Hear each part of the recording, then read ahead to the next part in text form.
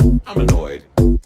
I'm just here to give my opinion and carry in. Oh, it's Chris Avalon Unfiltered, bitch.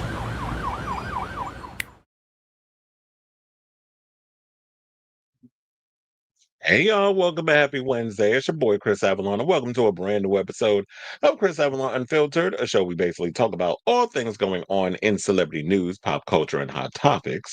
So if that's a show for you, definitely stick around because we got a lot of tea to spill today. And I mean a lot of tea. It's gonna be some juicy tea. So we got some movie news. We got to get into I Know What You Did Last Summer. We got to talk about Terrifier 4. We got to talk about Kumail Nanjiani talking about the six Marvel movies before Eternals, all that drama. Looks like this year will be the first time since 2011 a superhero movie hasn't reached 700 million at the worldwide box office. We got to get into this tea about Dwayne Johnson and why he was scared to take on gritty movie roles. Doja Cat and all of them are about to perform at the MTV VMAs. We got to get into that tea. Lil Nas X is speaking out on his arrest after being released from jail and all that good stuff.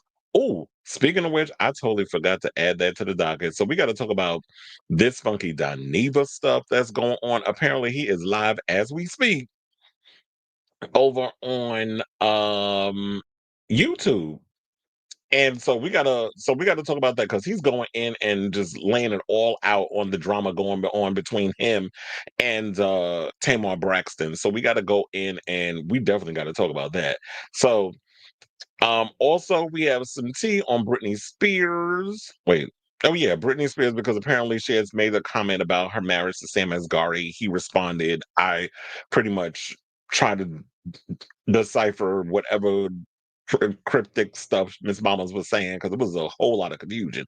So we got to talk about that. Plus, Maron went Scorched Earth on Netflix. Dave Chappelle, Bill Maher, and all them over there. T.S. Madison threw red Snoop Dogg down to the floor. And we got some news on Drag Race, a certain Drag Race icon who's interested in coming back to All Stars finally. Drag Race Down Under versus the World is on its way as well. And the Bootleg Brothers Dragula Titans. We got to get in on that as well. So before we get to that topic, or those topics, I should say, if you could please do me a solid, hit that like button. If you are new to the channel, hit that subscribe button. And also be sure to smash the notification bell so that we can know when we go live with a brand new episode of Chris Avalon Unfiltered. After the show, we'll be, well, I can't say after the show because I have to go to work right after I do this show. So later on, sooner or later, I will be putting in the time codes for those who come in late and watch the show and all the other stuff. So that way you could just go to the, whatever in the description stuff. But yeah, because I'm going to be busy relatively this week, I'm not going to have time to do it. So in the meantime, let me just hit my banner. Where is that? It's like all of a sudden I'm forgetting how to do my own damn show. All right. So okay, so now let's get into our first topic, which is Lady Gaga was at the Mayhem Ball last night. Well, I just realized I got to change this color because I was like, I don't like the blue. I got to go back to the black, but I have to do it a whole nother time. So yeah, last night was night 3 of the Mayhem Ball.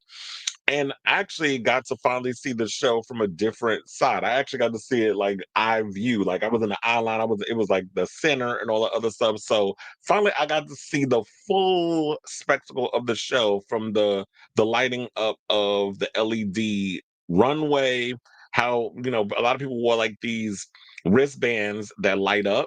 So when that was kind of choreographing with the show and everything and how it was lighting up on one side and the other side and how they would go up together and then everything that was going on, it was the perfect kind of setup. And I was like, you know what, it was a well put together show. Yes, it took a lot of the greatest hits of um Coachella or Gagachella, if you want to call it that.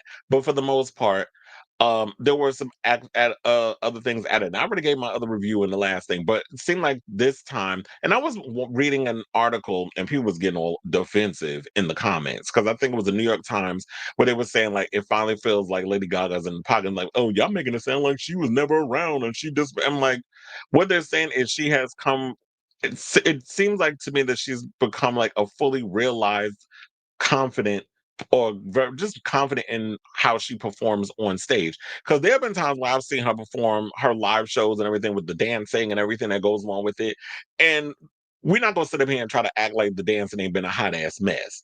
It's been sloppy, it's been messy. We all know that she is not the best dancer and all that other stuff. But because it seemed like she really took the time, like working with Paris Goebel and all that stuff. And I forget the boy's name, but his name is, I think, Michael. They call him the new Mark Canamora. First of all, nobody's ever going to be Mark Canamora. That's my boo thing. I love me some Mark. But and when he was he was like the lead male dancer in the early stages of her career. Then we have Michael. He's such a little thing too. And it's funny how like even from the nosebleeds, you definitely see how the energy he exudes when he's on that stage. So he was the perfect person to be alongside Gaga. And of course, we have her other lead dancer who plays Mayhem and that sort of thing. And I heard one of my coworkers saying they was confused by the whole concept of the show. It's basically her fighting the darker side of her. It's basically a metaphor of someone fighting the darker side of themselves. So we have the light side, we have the dark side, but the light always wins. So I'm thinking that was the concept that I was getting from the show. It was definitely a well put together show. The choreography was great, even though at times Gaga was stiff.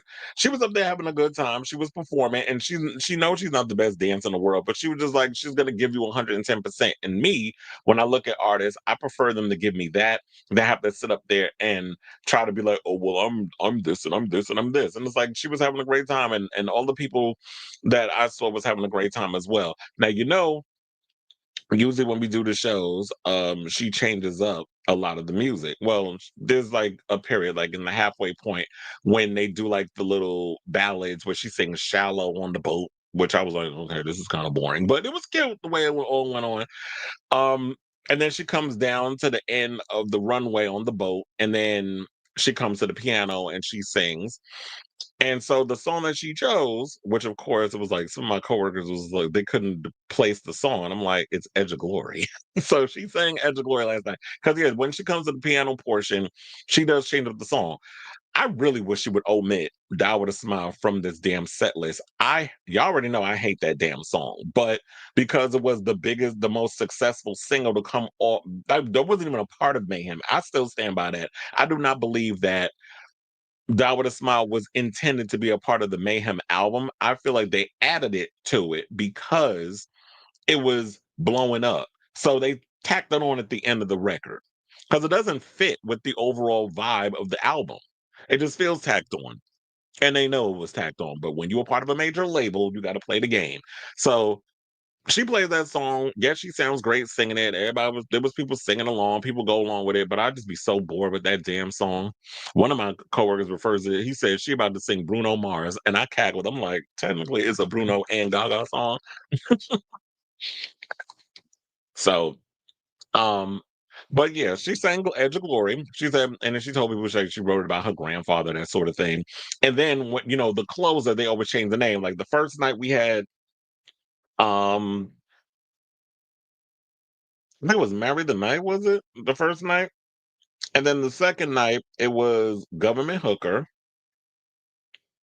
No, I'm sorry. It was Heavy Metal Lover. That was the first night. Second night was Government Hooker. Third night was Electric Chapel. That's what they closed out the show to after she did her finale. So, and then seeing all the so if you're gonna buy a ticket, if you have not seen the show yet, I'm gonna recommend you this. Do not get the side views. You have to get center because you see everything, even from the screens and the visuals, and even at one point when it was like she was falling down, and then it's that remember that piece in the Coachella performance when you see her in the little sandbox and then she performs Disease and all those other songs in that. There's like a piece, but like in the nightmare that she's having, and you see like a miniature animated version of her falling down, and then it's like the fog that's coming off the opera house and the screens and how it all folds in. So the visual, it looks so much better if you see it from a center point of view than if you have a side view. The side view is going to be obstructed. Even if you have a good little section, you get the full effect of the show if you have a center seat. So those are the best ones, and it's probably the most expensive. But for the most part. It was a good show. Tonight is the final show, so I'm not going to be able to know the songs that she chose unless somebody reveals it all on the Twitter and they post the clips and everything. But yeah, I won't know until, I mean, because I'm working the final two, which I think is the 6th and the 7th. The 7th, I believe, is when they have the VMAs, which we're going to get into the performers and everything later on in the show. But yeah, so um overall, it's a good show. It's a well put together show. If you have a chance to see it, definitely see it. One of my coworkers even saying that they need to film this. Um and make it like a DVD video that people can watch. And I actually think that's a good idea that they need to. This is something that needs to be captured on film or whatever, and so that way the fans get to have it. Child, that merch was expensive though, but I get it. A lot of you artists got to get your coin,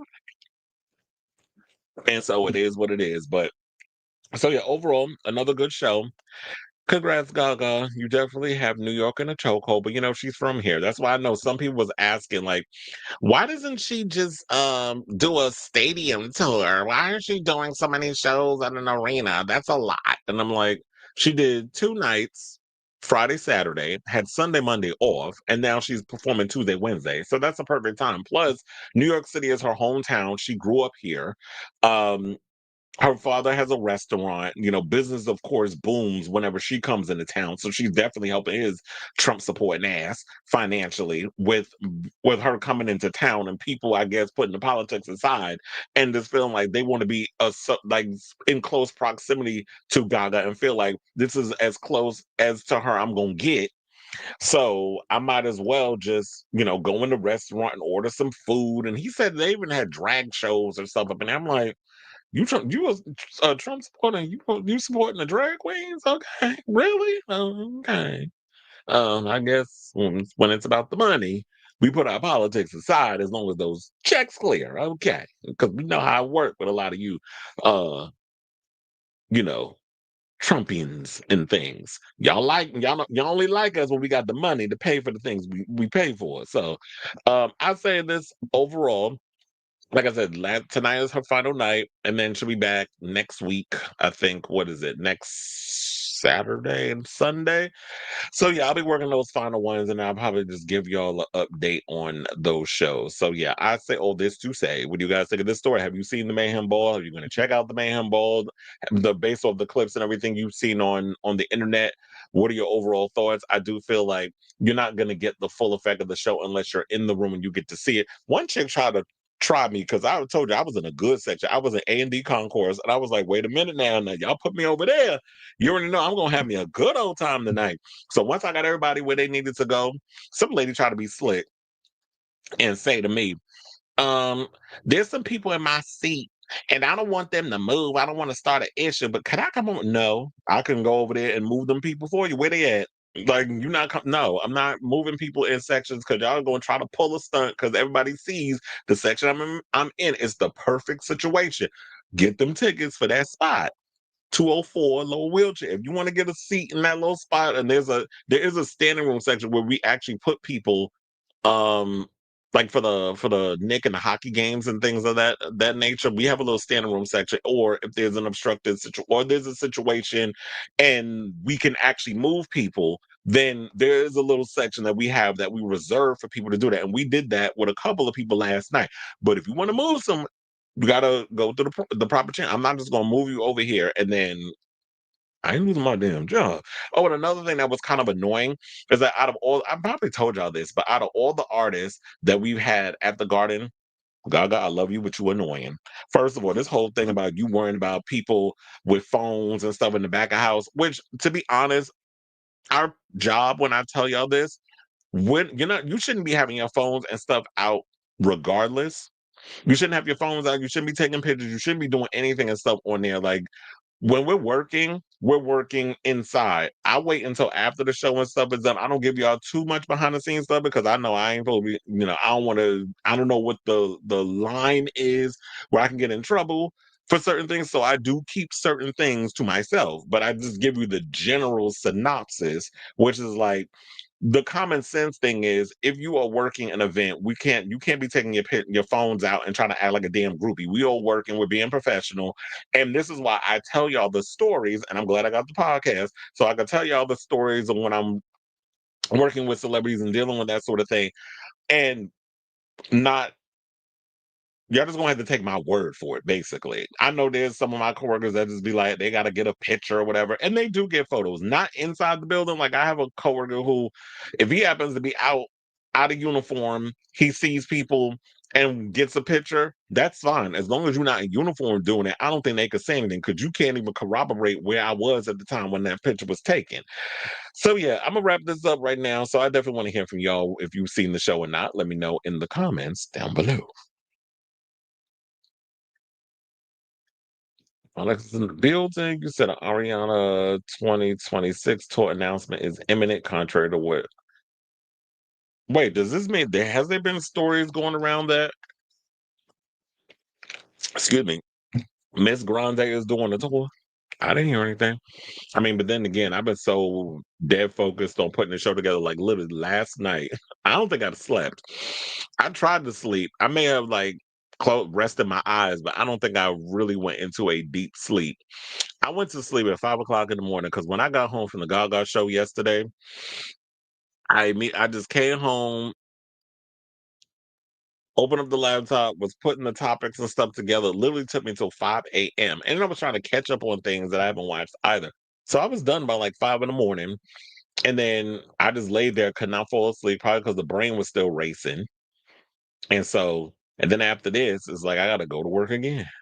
I told her this is always the craziest week, the final week of August. But anyway. Okay, y'all. So now let's get into some more topics. Let's talk about Brandy and Jennifer. Well, not Jennifer. Jennifer is Lopez.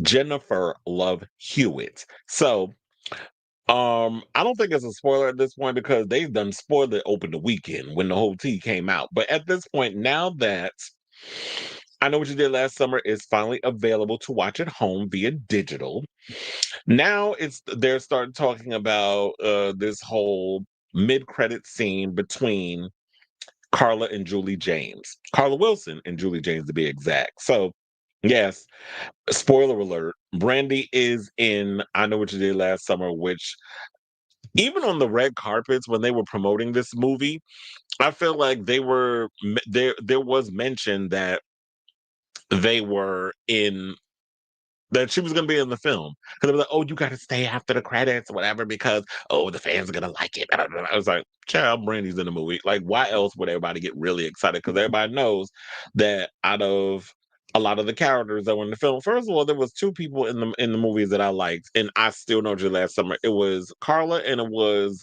Jennifer Esposito. I liked her character in the movie too, but I just didn't like how her character went out. But that whole movie was a mess to begin with. So and according to EW, they said the latest I Know What You Did Last Summer brought back some of the franchise's most iconic stars, but one fan favorite had to wait until the very end to make her grand return. Now, in a surprise mid-credit scene from the recently released film, a sequel to 1998's I Still Know What You Did Last Summer sees Brandy Norwood finally reprise her role as Carla Wilson, Julie James's college roommate. If you didn't make it past the early credits, or just want to relive the tantalizing scene, EW has an exclusive look ahead of the film's arrival on home entertainment today. Now, the bonus sequence opens with Carla watching a news broadcast detailing the latest wave of fisherman killings that took place over the course of the film. So when Julie's photo flashes on screen, a man, presumably Carla's partner, because we don't know if it's her boyfriend, if her husband, or whatever, with, she basically responds with shocked amusement. She said, yes. People are always trying to kill that woman. I hope she's in therapy. And then moments later, there happens to be a knock on the door, and then Julia's in a leather jacket standing on the other side.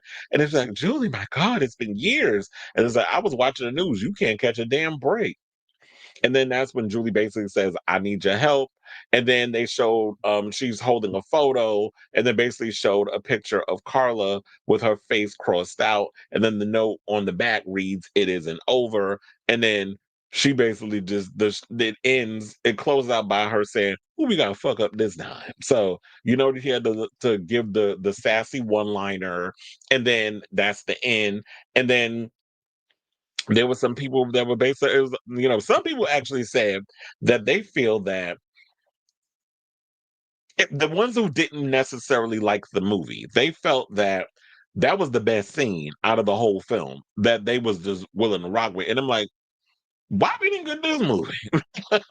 Why are you giving us these new batch of kids who is, dealing with something? Maybe you could have dealt with something like there's a like Ray with the mental illness. That's why he, or not even mental. Well, had a mental breakdown because of the trauma that he didn't deal with from the situations that happened. And I know what you did last summer, and I still know what you did last summer. Hence why he became one of the killers. So if they would have did something like that, maybe that story would have worked. Instead, they kind of gave us a rehash of what was before with some new batch of kids, and that, in a way, became one of the triggers for Ray because one of the girls who ended up being a killer ended up acting the same way that was in a similar situation that Ray was 30 something odd years ago. So yeah, there was some things in there that I thought was cool or whatever, but and there's moments in the film that really stand out, but for the most part, that story, the script, everything was a mess.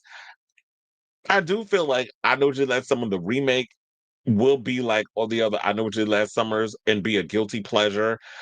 But the question remains because, with them talking about this whole situation, Jennifer Caton Robinson, who directed the film, said that it was important for her to show in this film that Carla is not only alive, but also thriving, and saying her house has to be gorgeous, her man has to be gorgeous, her life has to be perfect.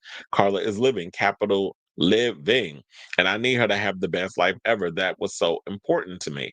And the director basically said they wanted to avoid including the cameo just for nostalgia's sake, and saying once Hewitt and I nailed down that what her art was going to be and what Julie was going to be in the movie, then I was able to think about how do we bring Carla into this in a way that feels purposeful and fun and not just be shoved in there to be there. And then she said when she first called Brandy to return to the franchise, the star was immediately enthused. She said she was so excited. She was like, "Yes, of course, I want to come back. I love I Know What You Did Last Summer." Now, ending the film on that note was a big deal.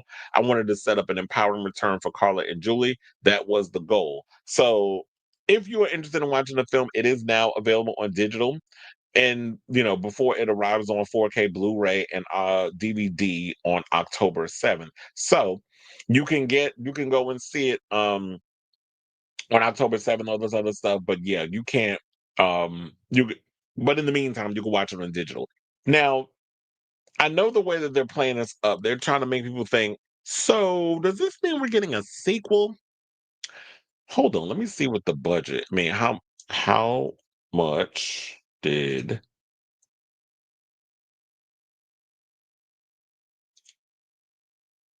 how much did I Know What You Did Last Summer 2025 made? Okay, so the 2025 movie I Know What You Did Last Summer grossed 62,507,085 worldwide. The film had a budget of 18 million and debuted with 12 million in the US and Canada during its opening weekend. So far the movie has made 62 million. The budget was 18 million dollars, which is actually not bad, hence why they shot it over in Australia. And then they shot other parts when they came back to LA. I guess all the scenes with Jennifer Love Hewitt they shot out here. Or maybe they did shoot some of it, her scenes out in Australia. I'm not sure, but I know they shot most of it in Australia. Jennifer Love Hewitt was still going through her contract situation because at the time she was doing 911, which is her day job, her steady gig, and so she was over there doing that at the time. But now, people are wondering, could we be getting a sequel? While I would love to get a sequel with Carla and Julie, I'm not even sure if we're going to get one. Hence, simply because 62 million.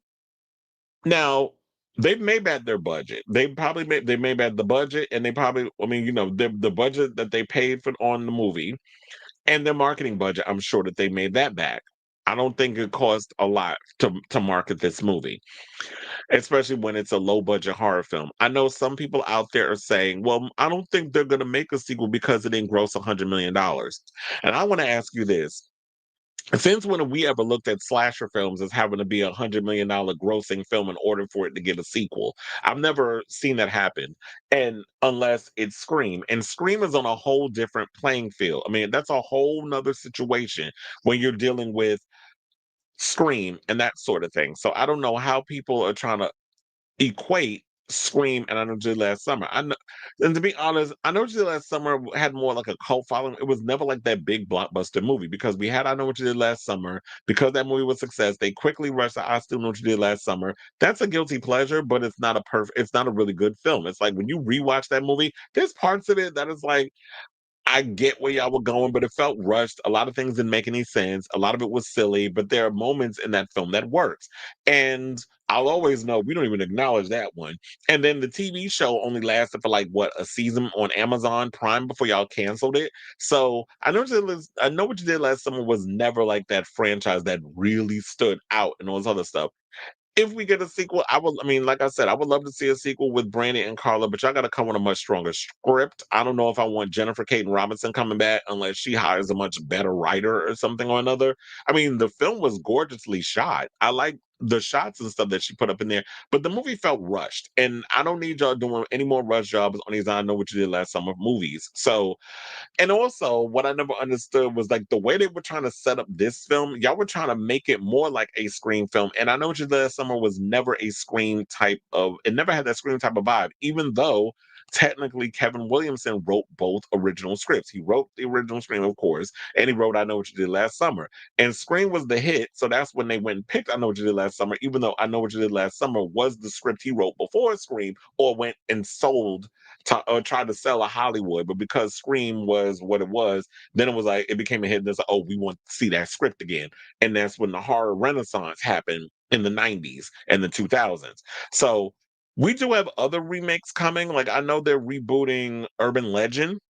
I think they want to kind of see where that goes before they even think about doing a sequel to I Know What You Did Last Summer. I would love to see a sequel, but if like 62 million is not bad, but it's not great either.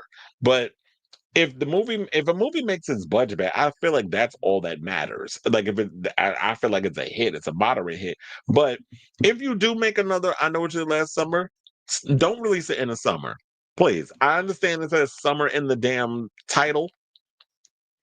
You can release it in like late August, early September, or maybe October because it's excuse me Halloween month, and that's usually when a lot of people like going to the movies.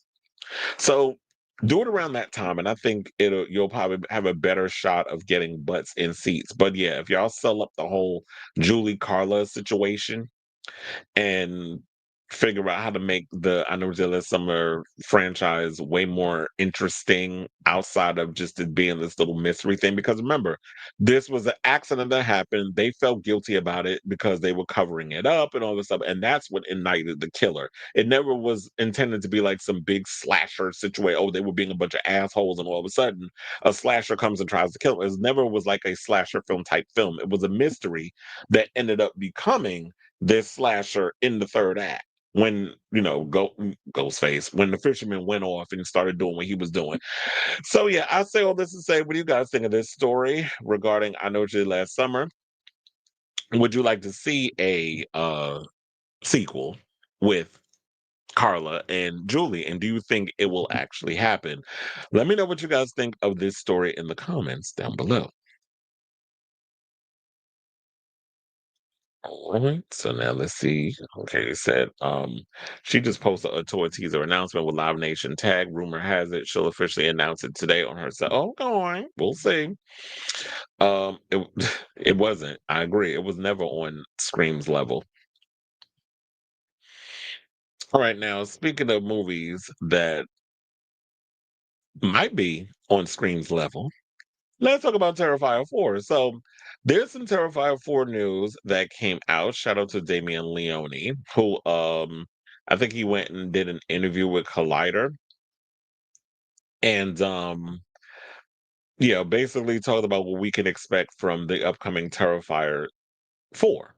the fourth installment. So Damien Leone is still working on the script for the highly anticipated Terrifier 4, and he spilled just a few more little beans in a conversation with Collider this week. Now I will say this. Shout out to Bloody Disgusting for this story, by the way, because that's where I got it from. And they're basically saying that yeah, they're gonna explore the Art the Clown's origin story in a Lynchian, as in David Lynch, way. Creator Damien Leone has said. Now he says they've said we've seen Art the Clown do a whole lot of killing across three movies in Damien Leone's gory Terrifier franchise, but we still know very little about the character and how he came to be the nightmare he is today. Leone has recently promised that the upcoming Terrifier 4, however, will finally reveal Art's origin, likely in the first 15 minutes of the movie. Leone speaks more on this in his chat with Collider. He explains to the outlet that he's afraid to peel back the curtain too far, but that we can indeed expect some answers in Terrifier 4.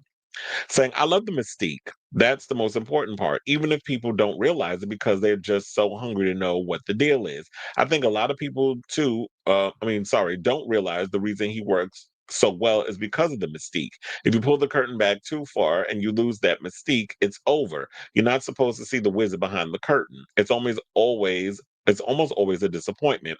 And then they said the filmmaker continues. However, I think there's a way with this origin to happen. I mean, to have my cake and eat it too, but we'll find out. I'm taking a bit of a risk, but but I'm very well aware about losing that mystique at the same time. So we'll see if it plays out.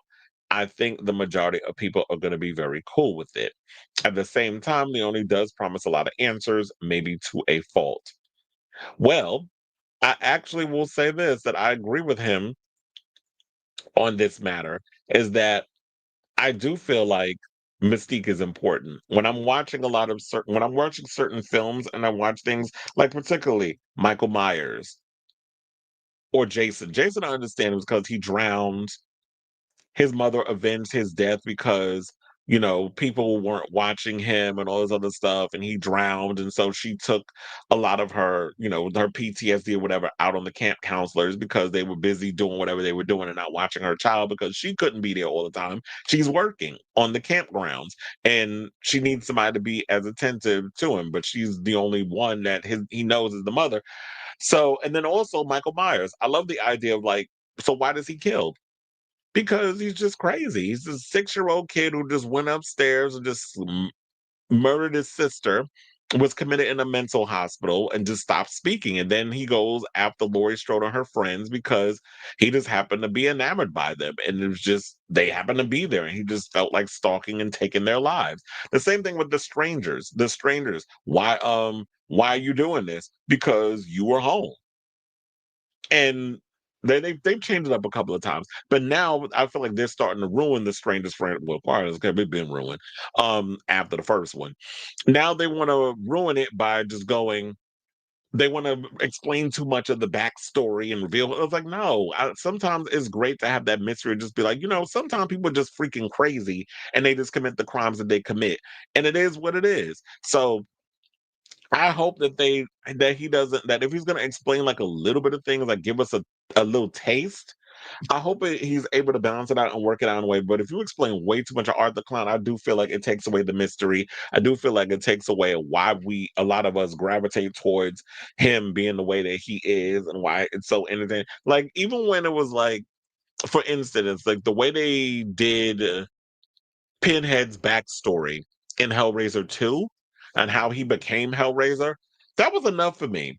He started playing with the box. Then it was because I think he was in the military, and then all of a sudden, like it took him over, and he becomes like one of the Hell's Angels. Like say that, like he says, like so, um, like when they would say, "What are you?" Like a demon to others, angels, angels to some, demon to others, something or another. So when you have something like that, to me, that was a perfect explanation because it was like it was a 2 second. It's not really 2 seconds, but it was like a short and sweet explanation of how he became what he became, and we move right into the story. And I feel like hopefully they do that when they don't explain too much of why Art the Clown is the way he is. So who knows when we'll be getting this movie? More than likely we'll probably be getting it in, well, he's got to start shooting it first because they said he's still working on the script. And we're ready about to hit September next week. So Who knows? Maybe they'll we'll have it like he'll start filming it early 2026, and if he can edit pretty quickly, because Damien is very much hands on with the effects and all that other stuff, so he's really good at that. So if he's got it in the pocket and and he knows what he's gonna do and have everything pretty much situated, who knows? Maybe we'll get the movie at the end of maybe next year or possibly 2027. So yeah, I say all this to say, what do you guys think of this story regarding Terrifier 4? Would you like to see a Terrifier movie where we get way too much or just a whole lot of, I don't even know how to word it, but a lot of backstory regarding Art the Clown. Personally, I just hope like, okay, you can give us a little something, but I don't want too much where it's like it just takes away the mystery because I like to keep certain things where it's like, okay, this book is crazy. But yeah, let me know what you guys think of this story in the comments down below.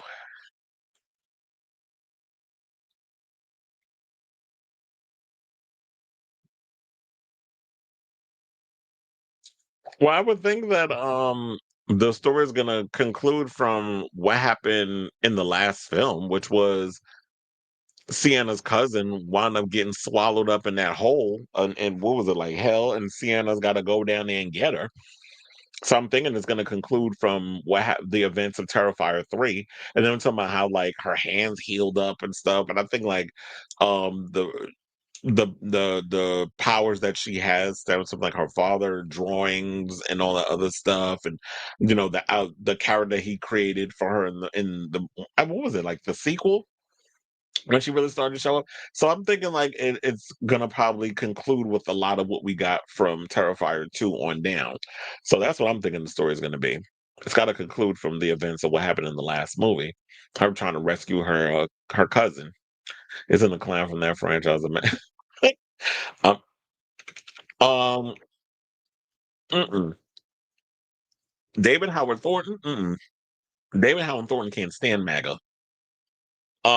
He has gone on the record many a times on social media and has gone in and made a lot of commentary on the uh the MAGA crowd, and he goes back and forth with them on social media. I think you're probably thinking Damian Leone because he had made some vague comment going back in regards I don't remember the exact timeline, but it was something about a time of Trump said something on social media. It might have been around the rally or when he got won the second term, and he had made like some vague two sides comment, and people were thinking they think he might be a Trump supporter, which I wouldn't be surprised. I mean, I think Damian Leone was born in Staten Island, so you would not be surprised if a lot of those Staten Islanders on how they think. If you know New York, you know a lot of them are very much police, military, very much pro-Trump. I'm not saying all of them, but a lot of them. So that's probably who you're thinking about. And I don't know if I don't know what Damien's policies are because he hasn't really been upfront and 110% on point and honest about what that is. So if Robert was in the comments, he would probably be able to elaborate on that more because I know like he and David talk at times on social media and he tags him and stuff. So okay, y'all. So now let's get into this Eternals tea because apparently Kumail Nanjiani, who starred in Eternals, which came out back in 2021, I had no idea it became Marvel Studios' first rotten movie. And the fact that it got dropped during the final months of the pandemic, the movie struggled at the box office. It only grossed 402 million worldwide. But Kumail has been speaking out recently in a podcast and revealed that he had signed a contract with the MCU that it was supposed to span years of how long he was supposed to be playing his character because he played Kingo. And he said that he signed on for 6 Marvel movies when he was cast. And then after the film became a critical and commercial disappointment, it shattered him and led him to seek out therapy. So now the topic came up in Nanjiani's appearance on fellow stand-up comedian Mike.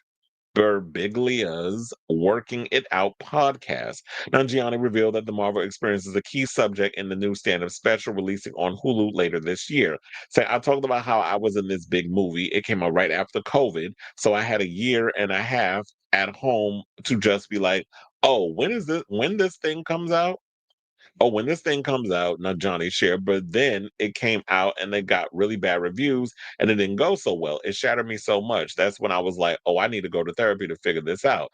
He confirmed that the project was Eternals, explaining that he thought he would be much more involved in the Marvel Cinematic Universe. He said, I was like, oh, this is going to be my job for the next 10 years. I signed on for 6 movies. I signed on for a video game. I signed on for a theme park ride. They made you sign up for all this stuff and you're like, this is the next 10 years of my life, so I'll be doing Marvel movies every year. In between, I'll do my own little things, whatever I want to do. And then none of this happened. And I saw people were making little comments and being all glib about it. And it's like, take a minute to not be a dick and actually look at it from this standpoint. Number one, yeah, when you sign on with Marvel, and especially this is like Eternals came literally right after, Endgame and that whole phase wrapped up, which was a perfect phase with the MCU. Then after that, it's sort of like the next phase, I don't think that Marvel people knew where they wanted to take their franchise. I don't know why they didn't follow the blueprint of the previous ones, which was you pick your characters that you're gonna have for the next phase because we've done moved on. I guess they were ready to move on from Captain America and I guess Thor and Iron Man and Black Widow and Hulk and all these other characters and Black Panther. Um Move on from all these other characters and try to set up a new group of people. And I think that they plan on having Black Panther be the new guy to take on the mantle. But because Chadwick Boseman died, they had to restructure and rethink a lot of things. So when this new iteration and stuff started coming in. We had the Eternals, we had Shang-Chi, we had all these other characters that were supposed to be coming in. I think what they were planning on doing was I would think that they would have done was take all these characters that you're bringing in and set them all up so we have the next Avengers type situation when you have it set up to the big event like we had the Avengers movies. Infinity War and Endgame. You have to get to that, like lead up to the point. I don't feel like they were doing that with this one. Y'all were just throwing everything with the kitchen sink at stuff. You were trying to tie things into TV shows. You would put post credit scenes and mid credit scenes and things, and didn't even follow up on those later down the road. So everything was all over the place. And there are moments. I will say this: when I've watched Eternals, there are moments in that movie where I think it's really good. For the most part, it's boring. And I think it's a little too long. And I get it. It's like when you based off of the reputation of the MCU and I'm signing on to be a part of this world, you really feel like your life's about to change. This is great this is gonna be great for my on my resume. This is gonna be great for my career. I hit the gym hard. So and you seen Kumail's body. Like the body was bodying when he showed like the pictures of himself as the character he was gonna be playing. So yeah, you gotta get in superhero shape. You know you're gonna be locked in spending the next decade making a shit ton of money doing these type of projects. So yeah, when it flops, my ego is gonna be bruised. So I totally get where he's coming from with that. Cause it's like you feel like when you get a big blockbuster type of film, be it an MCU movie, a DCU movie, or something on that level, your life is about to change. Your bank account is going to increase, and you don't have to feel like you got to struggle anymore in all the other things you're doing. You could be like, I would say Chris Evans, but Chris Evans, you've been making a lot of bad choices with some of the small little films you've been doing. This is like or just say an actor in general, when you take like, okay, I'm going to do the money bag film, which is I'm going to do the big blockbuster movie. I'm going to make the coins, and then I'll just come in and I'll just do like some small independent passion project that's not going to make no money that could be thrown on Netflix or whatever and call it a day. So I totally get where he was coming from with that, and I just feel like some people I saw online where they were making comments, "Oh, you was acting like you're this and this." It's like that's what you got from that. Like you're just being a dick for the sake of being a dick on social media. So yeah, as I was saying before, that it grossed 402 million globally, which was seen as a disappointment because the movie's budget was $200 million. So if you did your movie's $200 million and you gross 402 million, you basically that's like you have to make way more than 400 to break even.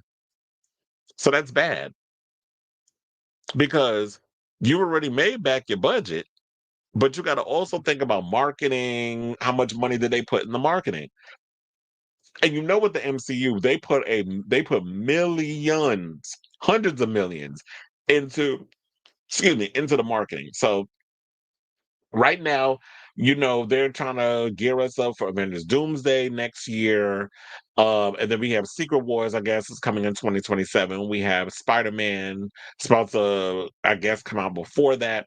But to me, I don't know. I'm still on the fence about Doomsday and Spider-Man, even though, we already know Tom Holland and Spider-Man, that sort of thing. To be honest, I'm still a little on the fence about it because I feel like y'all doing a rush job. Y'all, this is an act of desperation. There's been a lot of drama that I've been hearing from behind the scenes. Shout out to John Roca and Jeff Snyder. They've been spilling a lot of behind the scenes tea regarding what's been going on. They said there was two like big time actors that were fighting on the set of uh not fighting physically, because I hate like when you say certain things that people will sit and play telephone and try to run with what you said.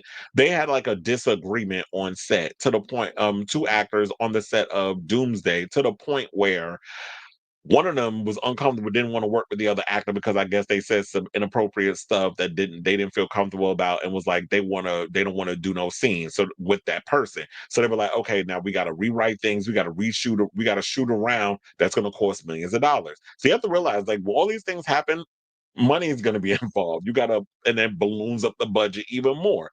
I'm really curious to find out how much they spent on Doomsday, because when we get into this next topic that we got coming up, where it was like where movies for the first time in 2011, a superhero movie hasn't reached 700 million, and the way the superhero movies is going now, y'all can't be ballooning up these budgets with these superhero movies because people aren't going to the movies like they used to. Like post pandemic, people are not running to the movies like that. And especially the way that y'all run around here just throwing movies on digital 20 days after the damn movie was in theaters. So what's the point of me going to the movies? I could just sit in my house and watch it. So the way you train people now to sit at home and watch movies and not go to the movies to see it, they don't, people rather just wait. So, yeah, so basically, shout out to Kumail. I want to say, oh, he says for me, if it really hit, what really hit me was just realizing that too much of my self esteem is tied up in other people's reaction to my work. Also, other people have way bigger problems than this. I'm glad he realized that. But it's like, yeah, artists are extremely, immensely insecure. So I'm glad that he had to go through therapy to kind of like just be brought back down to earth. Even though you were playing a superhero, you had to be brought down to earth and realize that, you know what? I know like you felt like your life was going to change, but you know how this game is in Hollywood. Like, never get too excited over something until it's really concrete and you on that damn set and the movie is done and it's out in theaters and you get to see all your parts in the film. Then it's like, you can relax. But all of that leading up to it, I still be on pins and needles because you never, like in this industry, you never know. The rug can be pulled up from under you at any given second.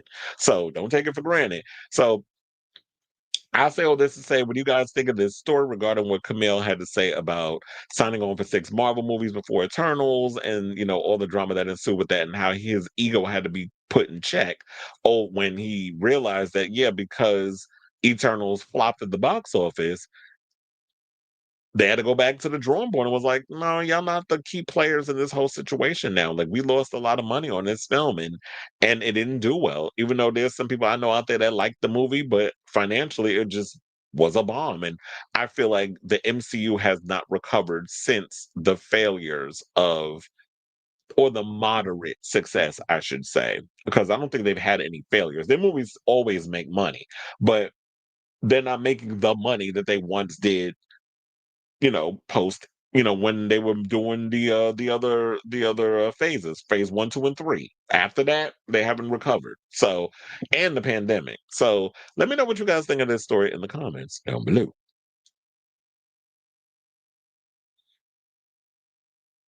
Mm-mm, mm-mm,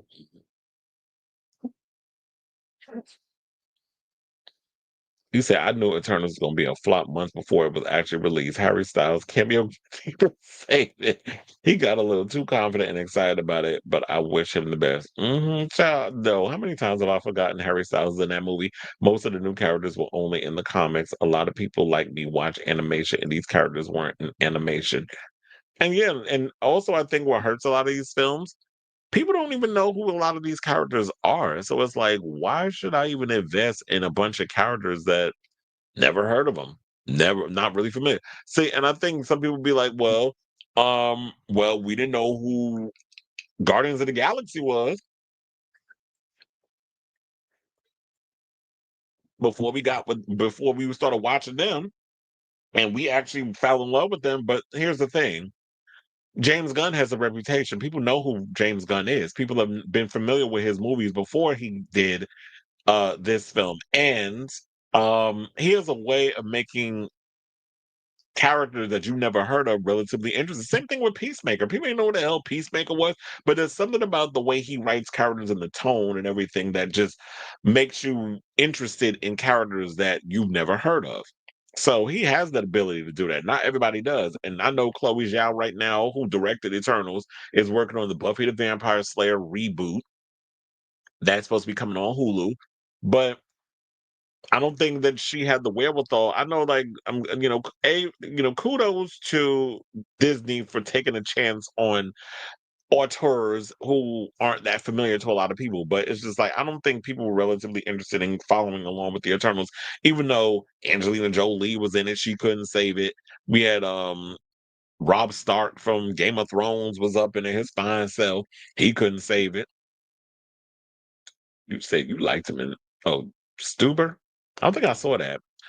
You heard about the drama on yeah, I heard about the drama. There was that, and then also there was that they got to reshoot scenes with Robert Downey Jr. as Doctor Doom because a lot of his shots he had to stand in wearing the costume and he would read the lines off camera. And from the word is that people saw back the footage and did not like how it was looking. So now Robert got to get his ass in that console. And I'm sitting there like, if y'all had to back up like 5 Brinks trucks to get him to come on to play a character that I'm still not 110 sold on that he could pull off, then sir, I don't give a good goddamn how uncomfortable it is, how hot it is. Get your ass in that costume and get to work. Because I'm not paying you all this money for you to just be having a stand in as Doctor Doom and you just read lines of a damn script. Like, really? Is this what we're doing? If this story turns out to be true, it's like, no, you're gonna make your money's worth. I don't care who you are. But because Robert Downey Jr. and his wife are very prominent and powerful people in Hollywood, they can get away with all this shit. Same thing with Ku Klux Khaleesi and that old queen she married to, Ryan Reynolds. They like the quarterback and the cheerleader of Hollywood, bullies down to the core. And so they get away with shit too. Same thing with Robert. And it's like if this is what y'all gonna play and y'all wanna keep ballooning up the budget and cause y'all so in this bubble of thinking that Robert Downey Jr. is going to save Doomsday, and if that movie flops, oh y'all all in trouble. The Marvel DC era is over. The only time a superhero movie does to impressive numbers is when it's an already popular, beloved, and established character. Spider-Man, Batman, Superman. Yeah. And the funny thing is, Superman, I feel like with all these movies, we've seen these stories told so many times. That's why, honestly, I feel like I've gravitated more towards original content this year than anything. Like to me, Sinners, Weapons, those are like my an F1. Even though F1, that story has been told 50 million damn times, it was just something about that movie that I feel like stood out. And I think it's probably because we don't get movies like that anymore. We don't get those Field of Dreams. We don't get those Days of Thunder type of movies. We don't get those Top Gun. Like we don't get I mean, we had Top Gun Maverick like a couple of years ago, but still, y'all know what I mean. Um we don't get those type of stories being told anymore, and I think it was just nostalgia. So that's why I gravitated to. Speaking of F1, F1's on digital too. If you haven't seen it, so I just loved the movie. Even though, like I said, the story's been told 50 million times. It was just something about this movie that just made me feel all fuzzy inside. Do you know what I think can bring more people to watch Doomsday? But we'll see.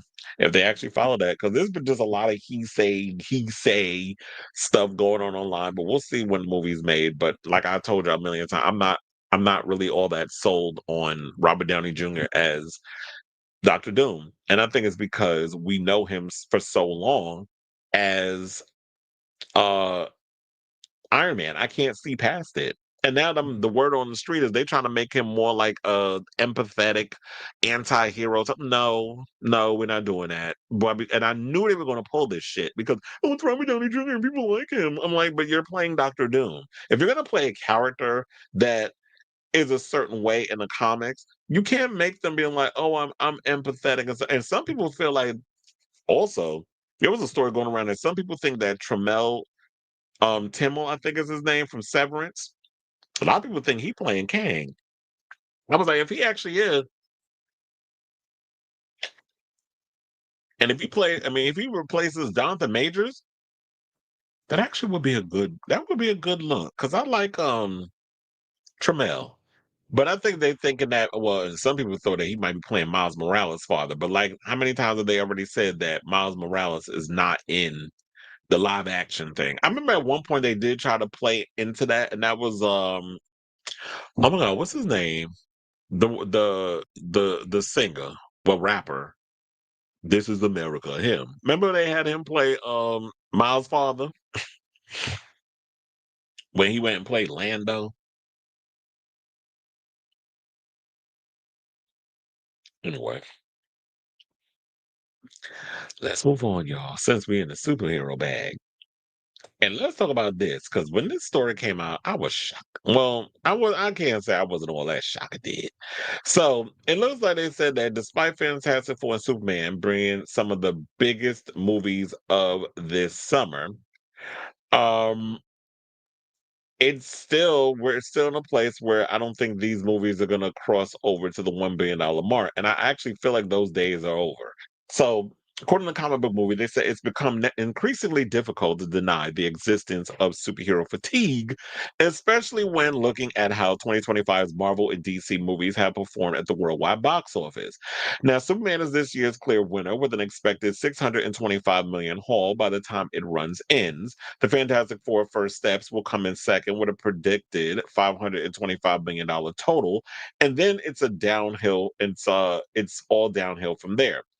Captain America Brave New World tapped out with 415 million earlier this year, while Thunderbolts, the year's best reviewed superhero movie, only managed to reach 383 million when all was said and done. And that's crazy how like no shade, if I had to choose between Captain America: Brave New World and Thunderbolts, Thunderbolts was the better movie. Thunderbolts was the better written movie, better acted movie. At least it had a story. At least it had something to stand on. Unlike Captain America: Brave New World, I don't even think they even knew what that movie was going to be about. I mean, I've said many a times what I thought the direction they should have went, but in the age everybody afraid to take on a task or a topic, a hot button topic regarding racism and this, that, and the other. And of course, you got a black Captain America.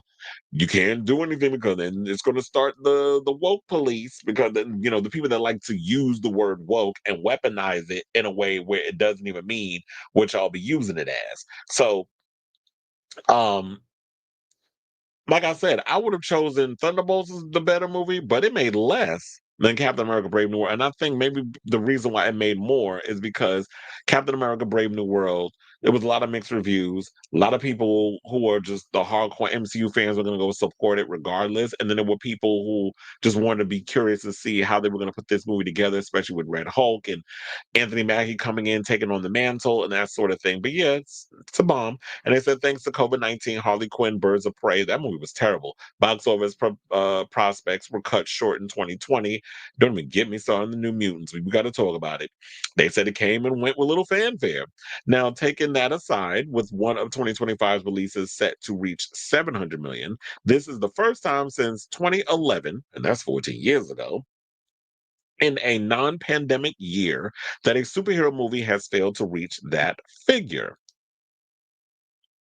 It's a troubling statistic. Thunderbolts was always going to struggle with a cast of characters, mostly known for being on streaming, where Fantastic Four First Steps was tasked with fixing a franchise that had become known for producing terrible movies. Based on the reviews and fans' response, it succeeded. So, how many times have I said this? Where um Fantastic Four, it had an uphill battle from the beginning. Well, Superman already had an its IP, like it's already a built-in IP, but we're not gonna sit up here and try to act like that Superman didn't have its struggles either. Because remember, in the beginning, people were we had the what do you call it? The Henry Cavill brigade, who were just like any little thing that, or the Snyder Bros, I guess we'll call them.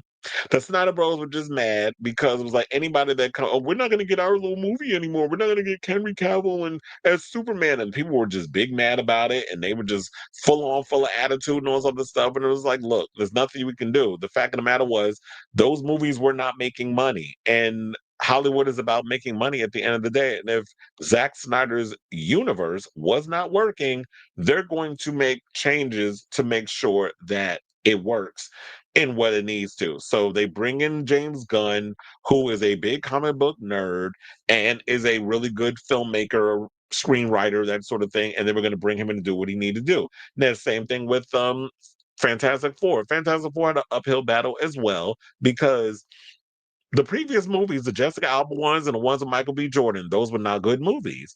And this one was the first one that we've come close to where they accurately got everything right with Fantastic Four. The retro futuristic, aesthetic, the set pieces.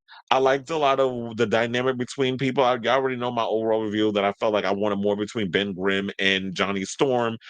I wanted to see more of them in action using their powers. I guess maybe we'll see more of that in Doomsday, but I would have really have liked to have seen them use a lot more of their powers, and I would wish there was a lot more action set pieces in this film. It did feel like it went by relatively quickly, but they definitely set the tone for like this is the first time we got a Fantastic Four movie that I was overall satisfied with. Whereas all the other ones, I was like, we were just coasting and just accepting what we were getting.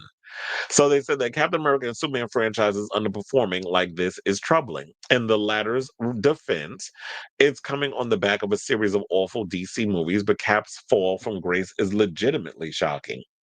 Is the beginning of the end for superheroes? That's unlikely. Studios simply need to figure out how to make them for much less money, and 2026 will be the bigger test for Spider-Man Brand New Day and Avengers Doomsday should be guaranteed to surpass 1 billion. Well, I don't know if y'all could be up in here talking about things should be guaranteed to surpass when um you don't know the situation. The economy is going crazy under this current administration of idiots. Things are getting way more expensive. Movies are getting way more expensive. Movie trailers are getting a whole lot longer unnecessarily, and concessions is getting more expensive. So people are picking and choosing what they will go see. Now, me being not having any kids or anything, I got AMC A list, which is basically me paying $27 a month to watch 4 movies and a week.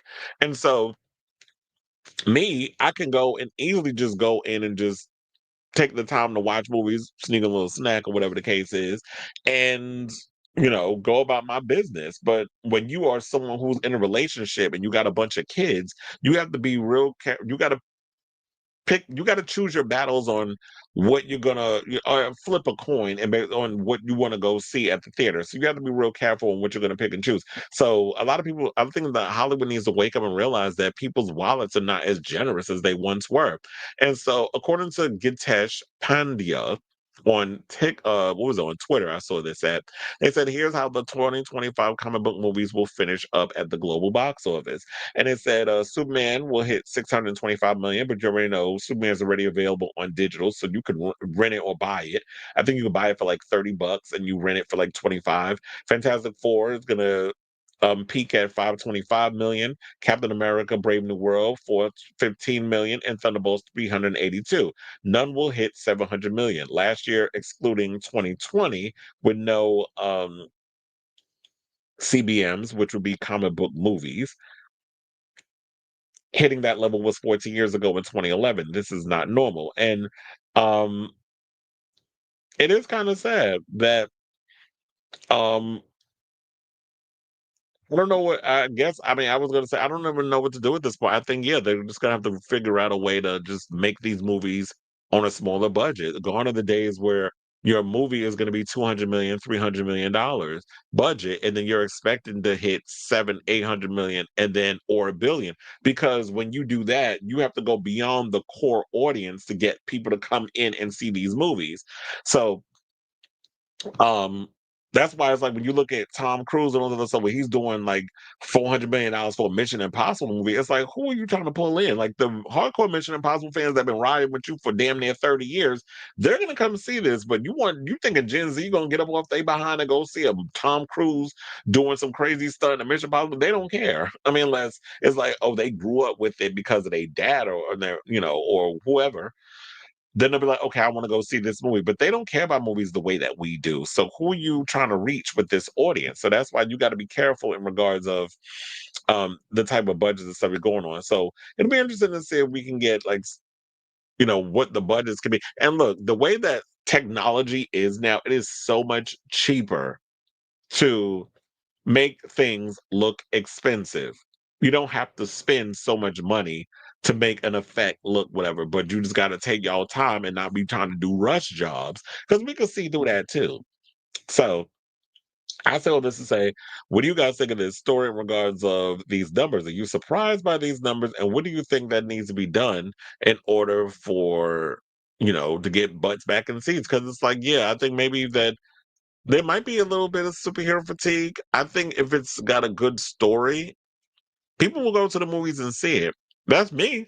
Like, I'm not just gonna go see a superhero movie for superhero's sake. I'm gonna go see a movie if it's got an interesting story, if the visuals and everything looks good, which is why I went to go see Thunderbolts. It had a great story to it.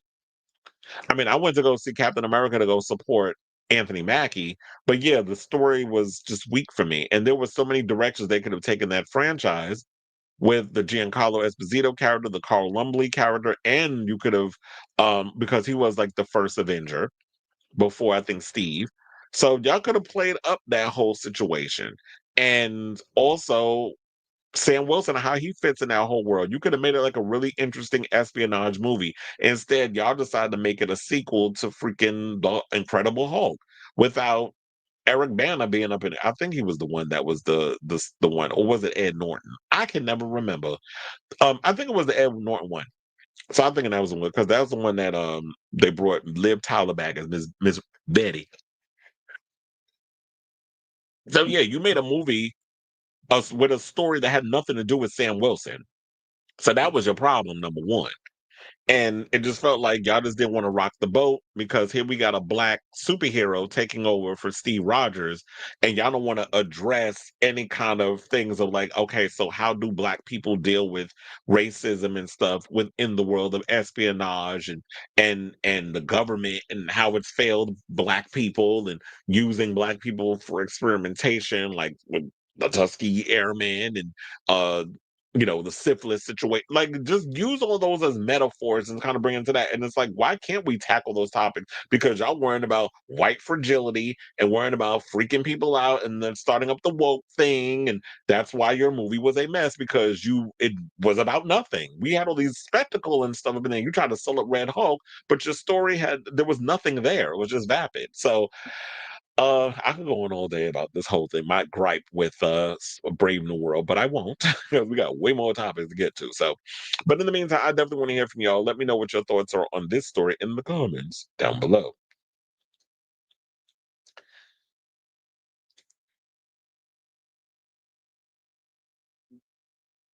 Captain America was a you said it was a huge movie. I mean, not the recent one. They hyped up Hulk. They even put him throughout all the trailers and stuff, even down to the big third act with him with Red Hulk smashing up everything. I was like, y'all, they were putting way too much of the Hulk stuff in the trailers, which I felt like ruined it for people because I'm like, this should have been like something y'all should have saved for when people went to the movies to see it, but they didn't. Oh, they're gonna keep making them. They're not. There's no way they're gonna stop making those. I've noticed more people are becoming indie film Oscars snobs. Actual indie films are more popular than a Fantastic Four movie, or just movies that are relatively interesting to talk about, like Together, or you have Witches on Digital. To the I think that came out yesterday. You have Together. You have Weapons. You got Then there's this other movie that's coming out called. I finally saw the trailer, The Good Boy, the one with the dog. Seeing that you're getting like a ghost story told from the point of view of the dog. I was like, okay, I am taking my ass to the movies to see that one. Because the way that they shot the trailer, it's got people interested in seeing this movie. Now they moved it to wide release because I think at first they were going to release it as like in small, in like a limited release or something or another. But because the trailers have been getting such rave reviews online, now it's moved to wide release, which I'm actually excited about because I'm like, this was like a really good movie. Like a ghost. How does a dog deal with a ghost? Because on paper I'm like, this sounds I don't know. I don't know if I'm 110% sold, but then seeing that trailer, I'm like, okay, I'm in. It's probably because I'm a dog guy. Is that older movies are becoming popular again too? Yeah, they are. Because here's the thing. Um, I know Robert's been trying to get me to deal with this, and I've been wanting to do it. So now, Teenage Mutant Ninja Turtles, because they're about to celebrate their anniversary or something or another. They're releasing it in a couple of the theaters as like a Fathom event. The problem is not a lot of theaters, AMC theaters, that's showing this movie where I can go and see it. And the one time they are showing it is I'm going to be working at the time when it shows. So it was like one theater, I think it's Kips Bay, and I was like, "There's no way I'm going to be able to see it because it's going to be like around 4 p.m. and I had to be at work at 5. So I'm like, how I'm going, I'm going to watch it.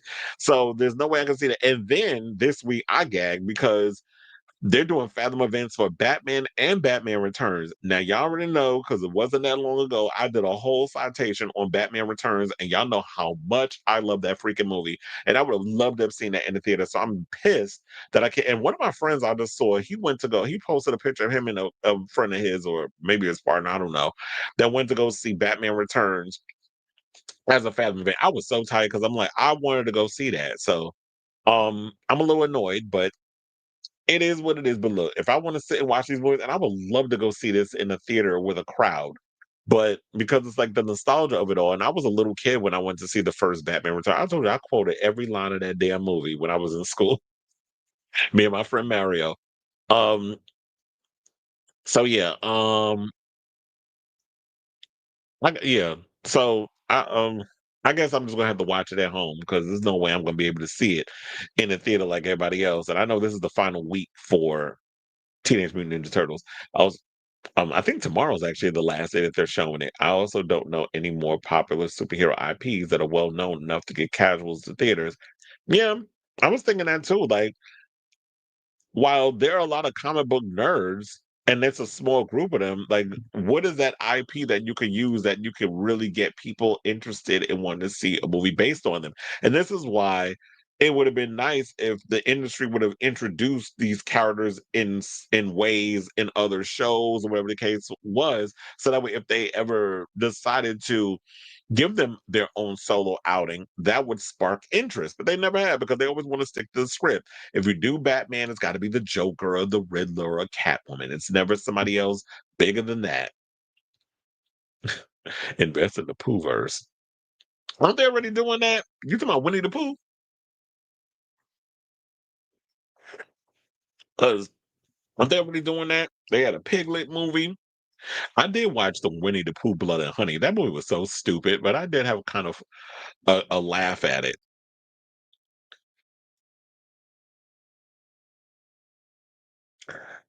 All right, y'all. So now let's move on. This might be I think this is finally our last movie news that we can get to all the messy stuff that we need to be getting to.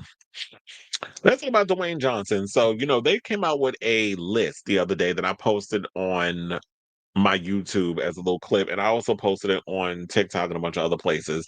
Where they did like the top wrestlers who become actors, and the top three they had uh John Cena at number 3, Dwayne Johnson at number 2, and number 1 they had Dave Bautista, which I had no problem with because I've been saying for a while that Dave Bautista to me has really proven himself to be a phenomenal. Like I won't say like maybe I shouldn't say phenomenal because phenomenal is like such a big word, but he's proven himself to be a good actor. Like he's really put in the time, he's put in the work to be taken seriously in a lot of the films that he's done, from playing Drax to being like the replicant in Blade Runner 2049. Sorry, because we got 2099 coming out next year. The TV series with Michelle Yeoh and Hunter Schafer that just got announced like last week. So we finally got a top that is coming out soon, which I'm excited about. Um, and Dave Bautista, like I said, he's been proving himself, and I even liked him in Cabin in the what was it called? Cabin in the Woods, right? I don't know why I was thinking I'm thinking of that movie with Chris Hemsworth. The little slasher movie with I think Drew Goddard directed that, which I actually like his stuff. And Fran Kranz and a bunch of them, and Jesse Williams was up in it. Y'all seen Jesse Williams? Me. But Jesse Williams from Grey's Anatomy. So they was all in that. That's what I'm thinking about. But no, Cabin, the M Night Shyamalan Ding Dong movie. He was good in that, and he said that was a challenge for him because that was the most lines that he had to memorize because he had to do this monologue scene, which he was really good at. So he's taken the time to actually prove himself over the years. And I know there's some people that feel away is that they feel like, well, Dwayne Johnson has really proven himself to be an actor because he's done like Faster and Pain and Gain and blah blah blah. It's like we know that he has the ability to pull up and show that he can really act if he really wants to. And I do remember in the early stages of his career when he was doing like stuff like The Rundown and he was doing like damn, what was the name of the movie where he came with the when I see the cover art in my head, where it was like we had the little bat or whatever the case was, it was a remake. So he's done like small little things coming up before he decided to pivot into more the action, Arnold Schwarzenegger, Sylvester Stallone type of action roles that he's been known for. But I do remember that there were peaks and valleys of him acting, like really trying to learn the craft and really trying to do, show that he's got a little range. But he got lazy over the years. So that's why I kind of took him out of the running. And I was like, you know what? Him being number 2 on that list definitely makes sense to me. So I had no problem with them putting that list there. However, people want to put him and list him, that's on y'all. But I gave you my reasons, and that's why I'm standing by it. So Dwayne, who looks unrecognizable in this way, kind of looks like Lou Ferrigno here. So here's a movie that's going to be coming out called The Smashing Machine, which I've seen a couple of. They show like the trailers a lot when I'm at the movies. So they've been showing trailers and stuff for this movie. I haven't seen it anywhere else, but yeah, every time I go to the movies and I'm sitting through the coming attractions, the trailer for The Smashing Machine comes on. So the movie's gonna make its premiere in the Venice Film Festival. And before it does, Dwayne actually did an interview with Vanity Fair where he revealed that he spent 3 to 4 hours in the makeup chair each morning during the filming of the film. And Benny Safdie's sports drama that cast Johnson as a two-time UFC heavyweight champion Mike Kerr. It's a rare dramatic pivot for Johnson, who admitted he felt an unprecedented level of nerves when going into production, saying it was very real. I had not experienced that in a very, very, very long time, where I was really scared and thinking, I don't know if I can do this. Can I do this? I realized that maybe these opportunities weren't coming my way because I was just too scared to explore this stuff. I was so hungry for an opportunity to do something raw and gritty and rip myself open. And all of a sudden, Smashing Machine comes along. Well, here's the thing that usually happens when you're ready to receive something. When you open yourself up and be like, you know what, I'm ready for that moment of doing something different. I want to challenge myself. And over the years, that was one of my complaints. I'm like, Dwayne, don't even try to act no more. Like, you literally be up here playing the same role in every damn movie that you make. And I think people kind of got bored with it. And to me, he's like, I was scared to do it. And then the moment when you have those bubble guts and the butterflies and you nervous and you start getting scared of something, that's the best time to tackle the thing that you're most afraid of, because that's when you flourish the most. Now with all of this coming out, there's rumors that's going around where there's Oscar buzz in regards of Dwayne Johnson possibly getting nominated for Best Actor. And I know some people like, Best Actor, Dwayne Johnson. Like you know, one of the things I can't stand is a goddamn movie snob. And when people kind of put that kind of energy out there, Dwayne Johnson, I'm like, stranger things have happened. Y'all was just wasn't it? It wasn't that long ago. Y'all was out here talking about Pam Anderson should be up for Best Actress for the what was it, the Final Showgirl or the Last Showgirl, whatever the hell the name of that movie was. So when you put in the energy and you put in the work and you actually challenge yourself with things, stranger things have happened. Some of the people you would never expect in the world that would get a nomination or even considered, you would be like, what? But if you really challenge them, you push yourself, why can't you see that possibly be happening instead of judging a book by its cover and being all negative? Like, I would never in my lifetime would expect to be like Dwayne Johnson being in the conversation about an Oscar. But if he's really taking the time to be like, you know what? I'm going to challenge myself and I'm really going to show people that if you put your mind to it, because my mother's always told me you can do anything you put your mind to. So if you really take the time to challenge yourself and put your mind to doing something, then you too can be a success. You too can probably scare the hell out of yourself and not realize what you're capable of. And you will unlock a side of yourself that you didn't realize that you had within you.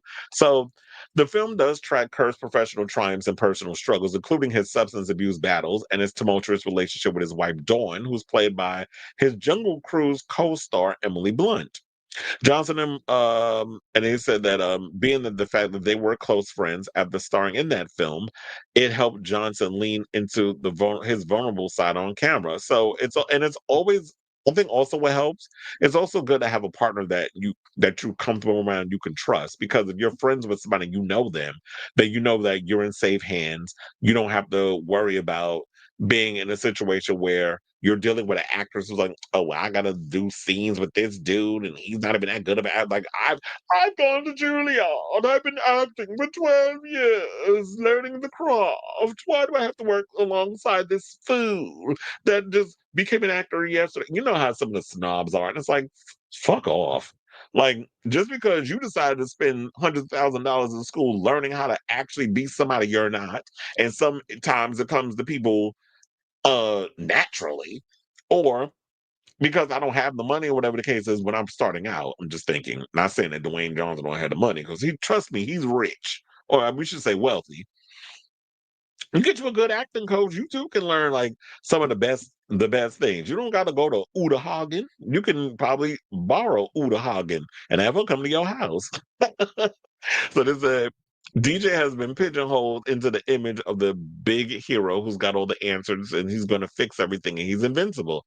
I think until this moment, maybe he thought that was the only lane that people wanted to see him in.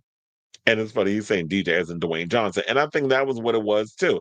Is that when you've been doing movies that have made you a significant amount of money that has been successful at the box office, it's like I guess that's all they want to see me in. They just want to see me being invincible. I got all the answers. I got the plot armor. I know everything. I'm the big badass. Like I'm Hobbs from I'm literally Luke Hobbs in the Fast and the Furious movies. And it's like, no, we want more than that. I mean, that's why if you notice, you see a lot of other actors who challenge themselves. It's like there's some people that just sit and phone it in for money.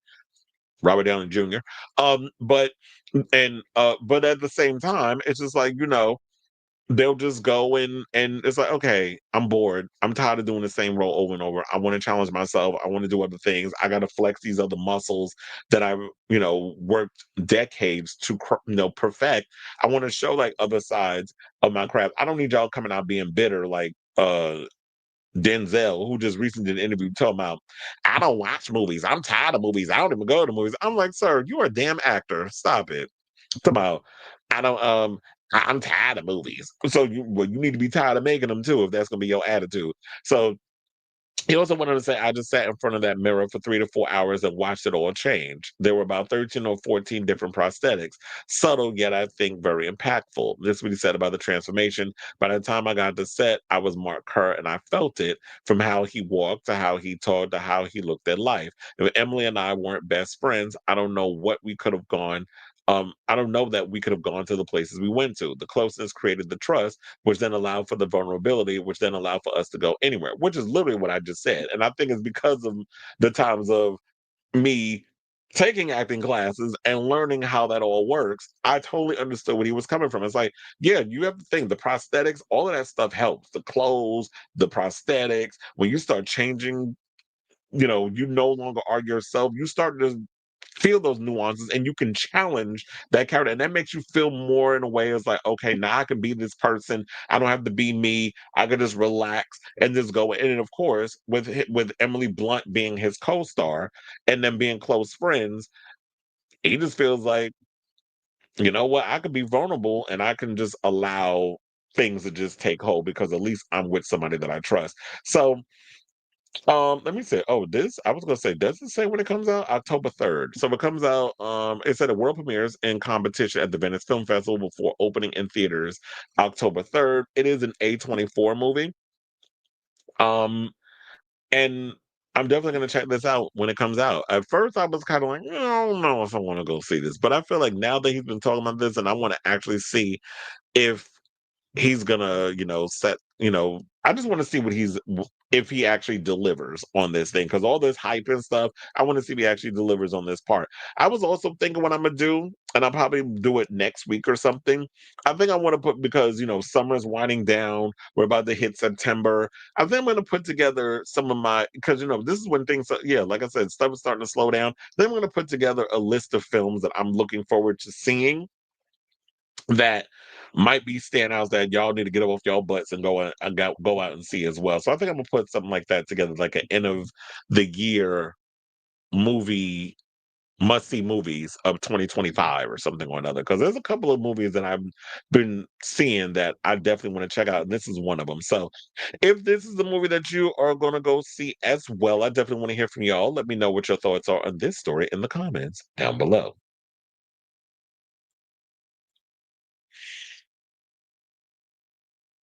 Said Winnie, Peter Pan, Bambi, Pinocchio.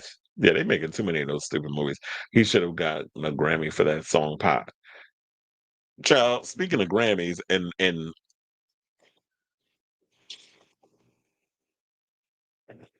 things, did y'all hear that tea about Will Smith out here using AI crowds for his music video, and they dragged him on social media over it? I'm like, damn, Will, your career really is in the toilet.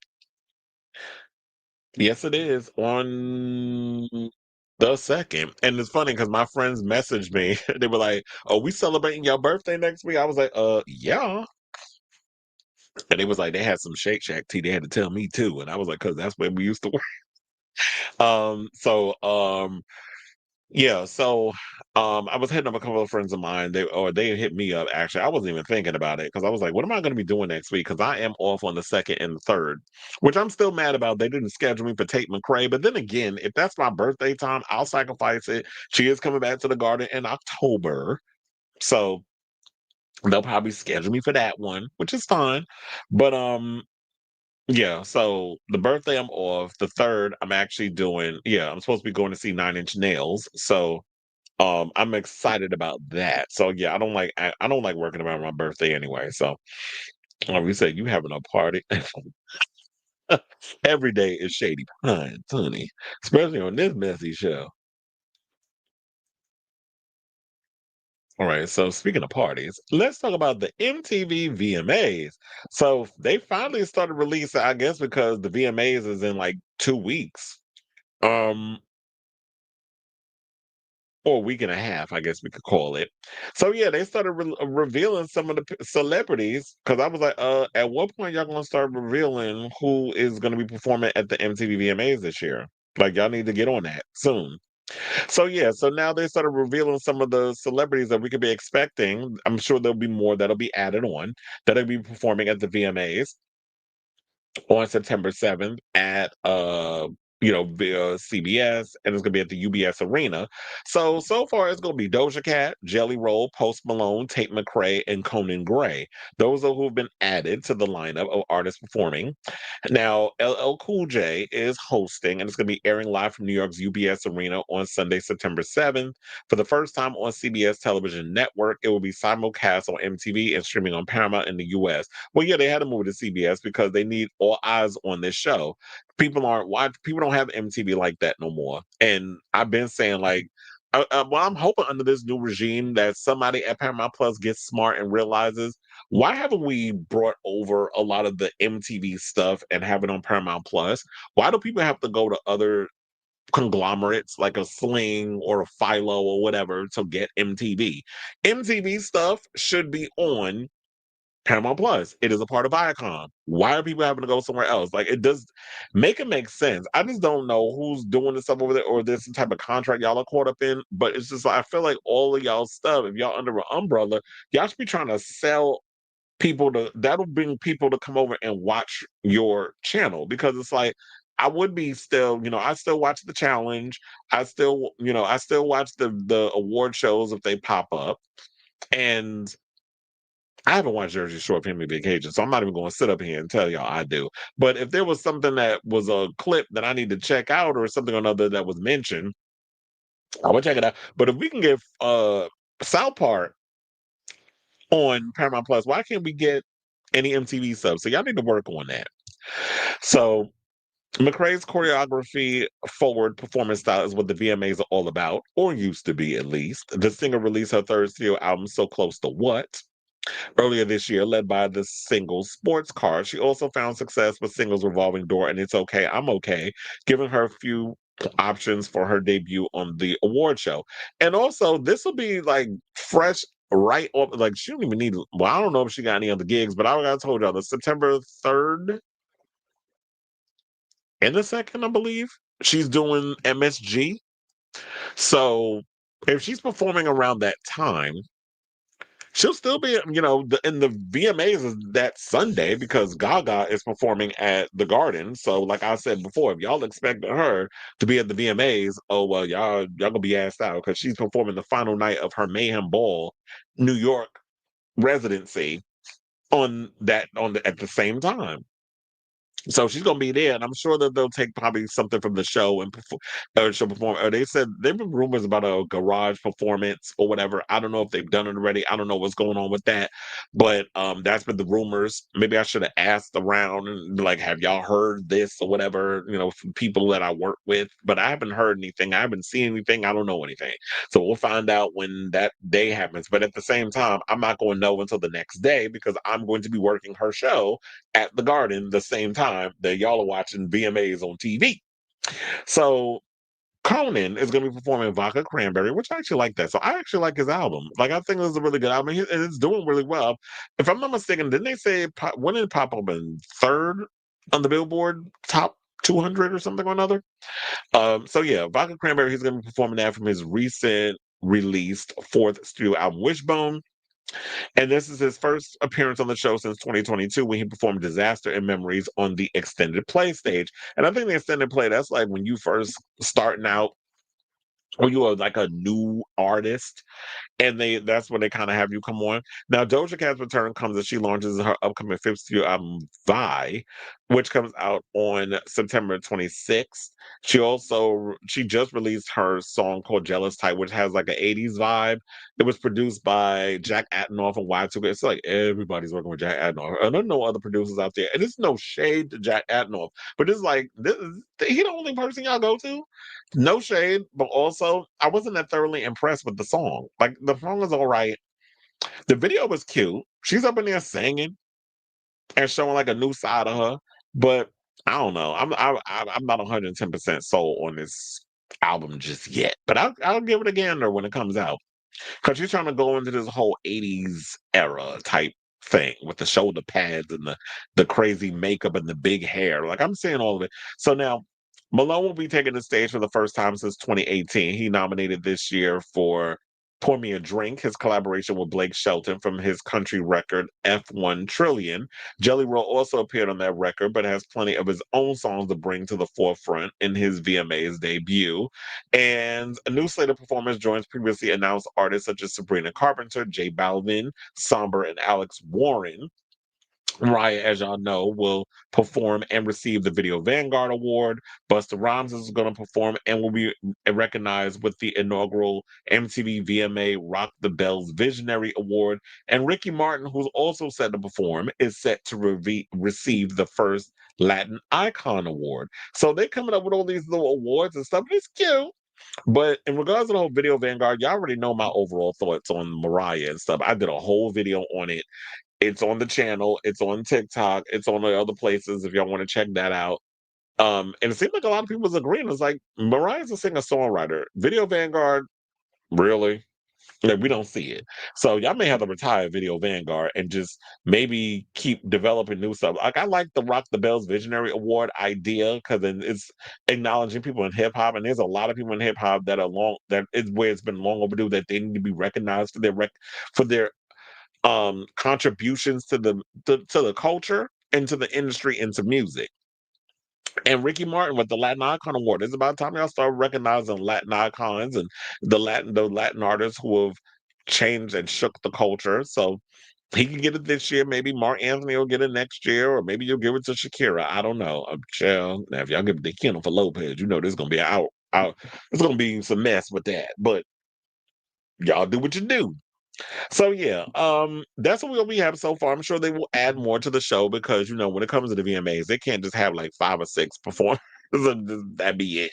Yeah, y'all really need more people. And you know who also I think would be yeah, why haven't y'all announced Benson Boone? Because Benson Boone's show is literally that Friday. His show is Friday, and then Gaga's doing the Saturday and Sunday shows. So he gonna be in New York. Why not have him also come on and perform? And I know he performed last year, but he got a new album. So I'm sure it will only be a matter because you got Tate McRae, who's gonna be in New York because she's doing the VMAs. I mean not the VMAs. Well, yeah, she's gonna be in New York because she's doing the VMAs, but she's also doing the garden.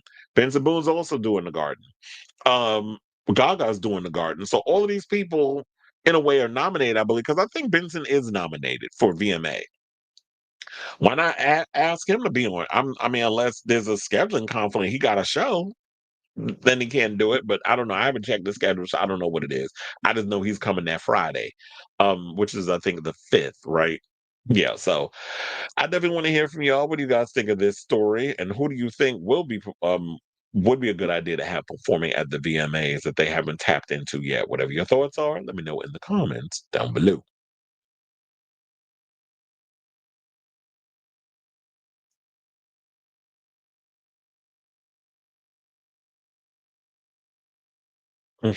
Salem memory say, "Hey, girl, I don't know why I didn't get a notification. I don't know why either. So something's been going on with that. I think you got to like undo it and then redo it because the notifications be weird." You said someone quoted Conan Gray's performance announcer with an old tweet of his from 2014. If I were rich, I would adopt African children. Child.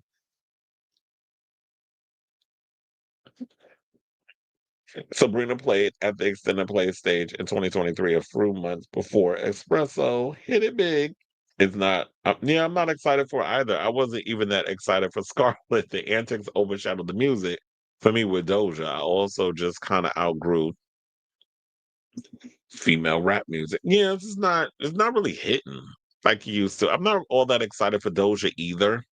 I mean, I'll check it out when it comes out, but yeah, after Scarlet came out, I listened to it maybe like twice and I haven't revisited it. Now, whenever Woman pop up in my shuffle, I do listen to that song. Like she got some songs, but as far as like a fully realized concept and me listening to Doja all the way through, I just like, child, okay, girl, next. That's how I be getting. Like I do be feeling like it's always about the hype, but never about okay, is it giving? It's not really giving. All right, y'all. So now let's get into some celebrity news and gossip.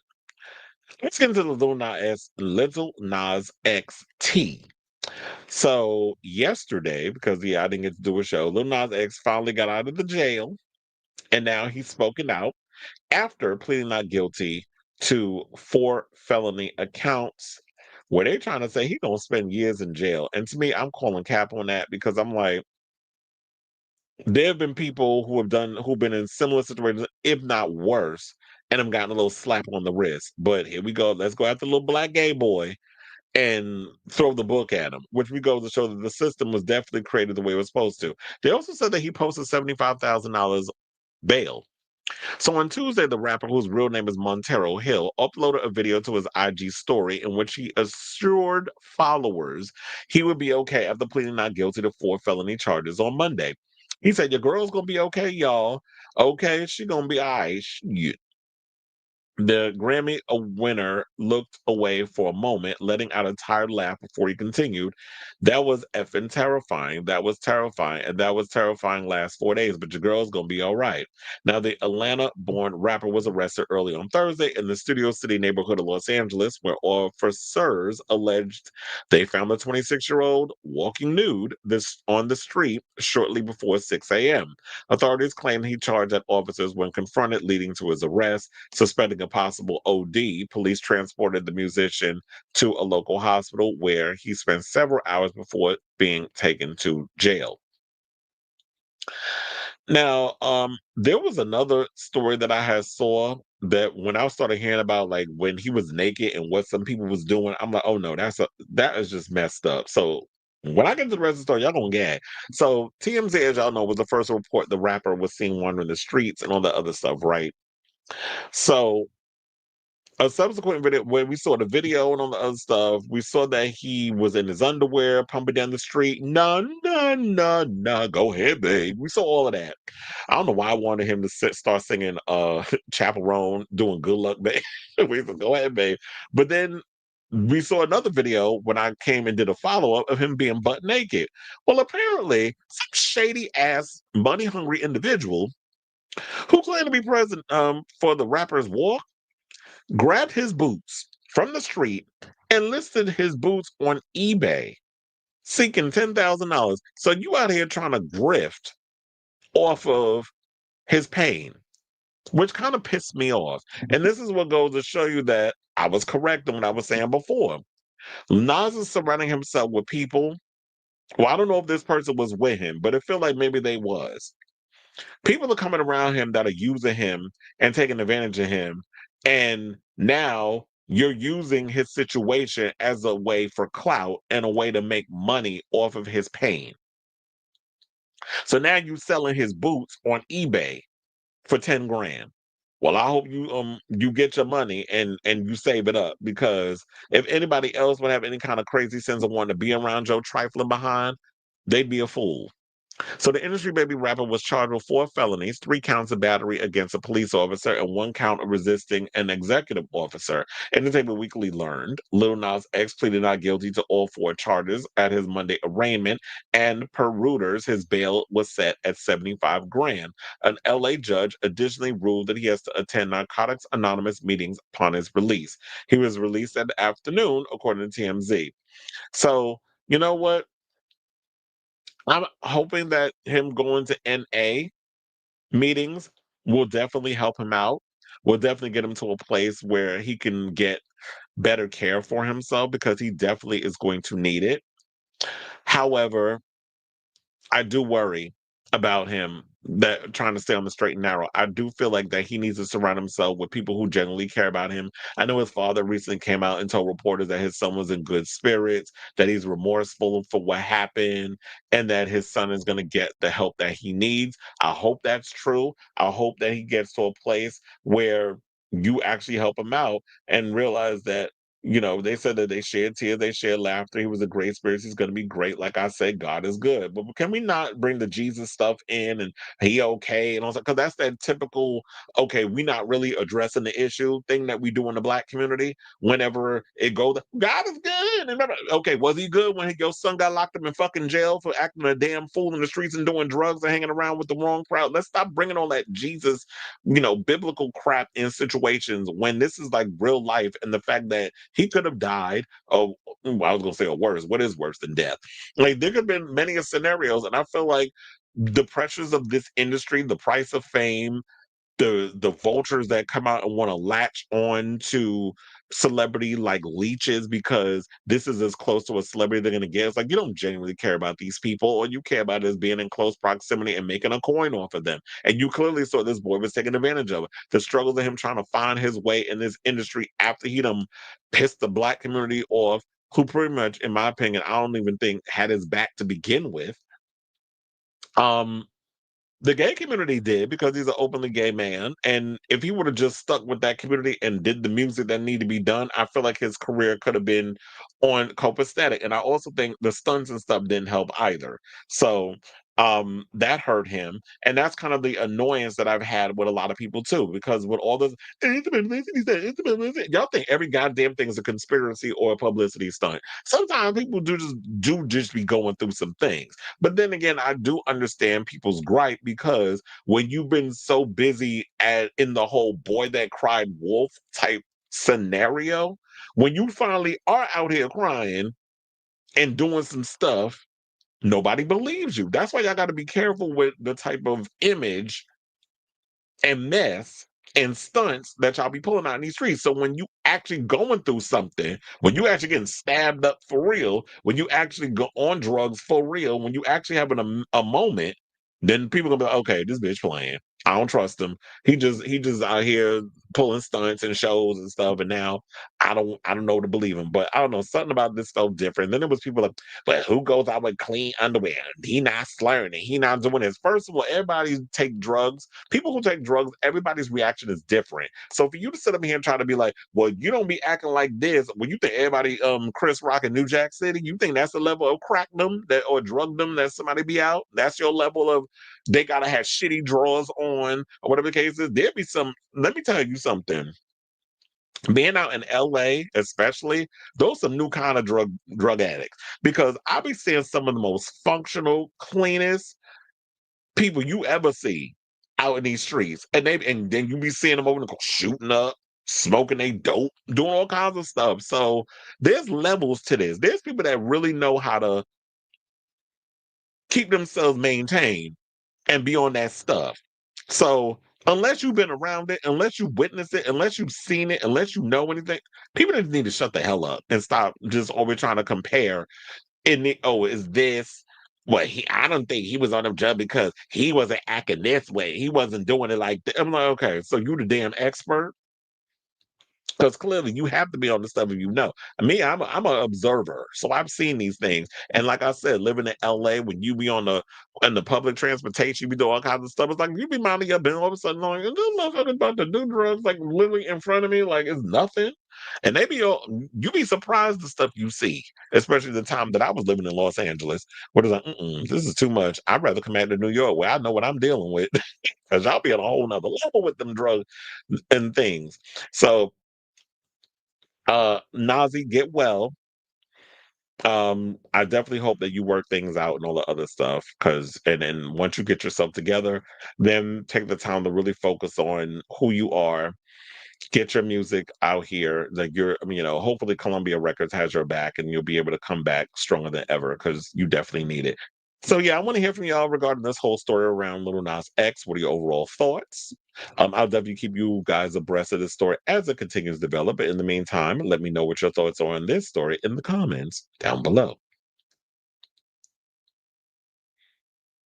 Nancy currently said a couple of drugs, a naked stroll, and hitting a cop ain't a problem.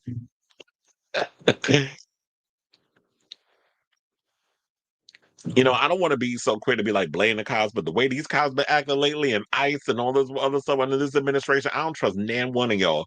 So my go-to would be like, what y'all did, how y'all approached him, because the approach towards black people be way different than the way y'all approach white people. And I've been seeing so many videos regarding that.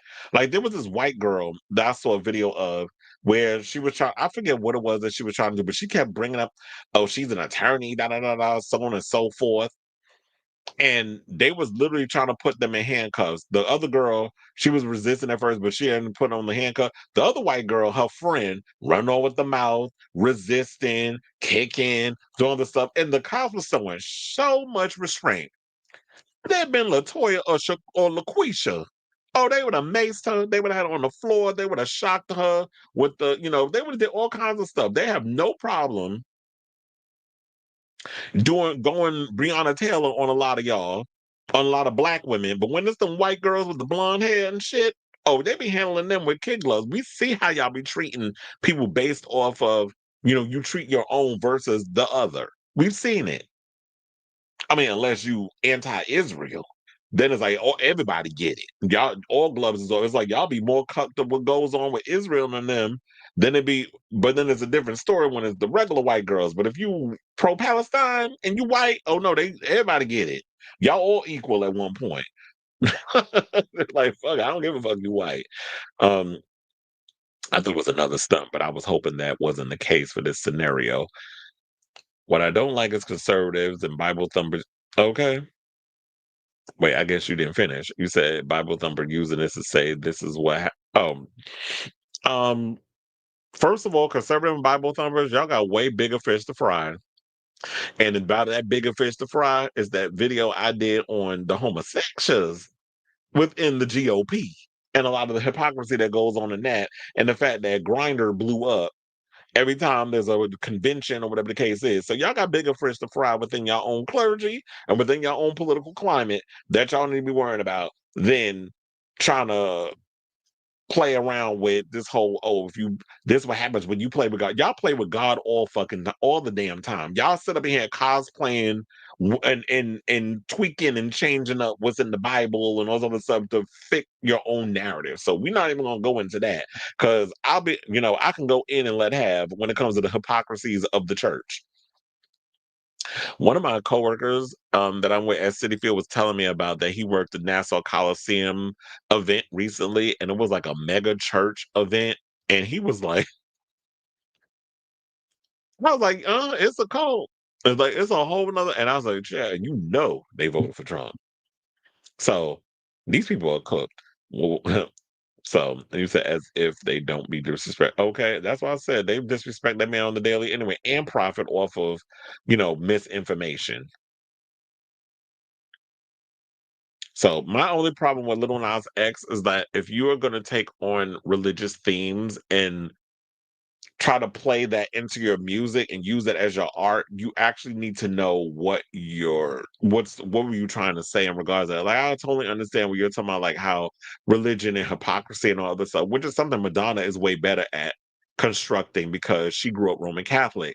Me, I don't think the some of the symbolisms that he was using was Roman Catholic symbolism. And I just feel like that was his team telling him to do that rather than him doing it. It's controversial. You'll sell records. You're gay, so you can play into that. But he wasn't good at selling what his team had conjured up. And so that's why he got the backlash, I think. Because I was watching, I'm like, now somebody who totally understands like getting into that whole scenario, I'd have been for it. But you wasn't I don't feel like you was really given with that whole situation. Or you sold it because you have to be able to sell it. There needs to be substance in it, as you were saying. He needs a better substance with his music. And that's another thing too. Child, look, quiet as it's kept. That's what they saying about Cardi B too. She need a little more substance. And now it's starting to come out where it's like, oh, her lyrics is lacking. I'm like, child, her lyrics is always lacking. The thing about Cardi B is that she had this amazing personality. And she was, the cute outfits and it was serving. But anyway, oh, she don't have nothing to prove. Yeah, I'm like, yes, she does. Because first of all, you only came on one album in almost a decade, and the sophomore album is really where it solidifies. Are you beyond one hit? Well, I can't even say one hit, one album wonder status because this Invasion of Privacy was a huge hit for her and it sold a lot of records. So can you surpass the sophomore slump? Once you've gotten past that second album thing and then you get into the third album and all other stuff, then you're like, okay, I'm gotta prove myself no more. It's kind of like when you look at someone like Lady Gaga, who's been making music for 16 years, got 7 albums out. It's like she don't need to prove anything anymore because she's proven herself when she's gone into different genres and doing all these other things. Cardi B still has to prove herself, but you only put out one record. So We'll see about that, yeah. But anyway, uh, they proud these visuals and special effects to hide the lackluster of content they provide, and they think because, and a lot of us don't, and well, a lot of us don't see it. There's some people who settle for mediocrity. I call it out.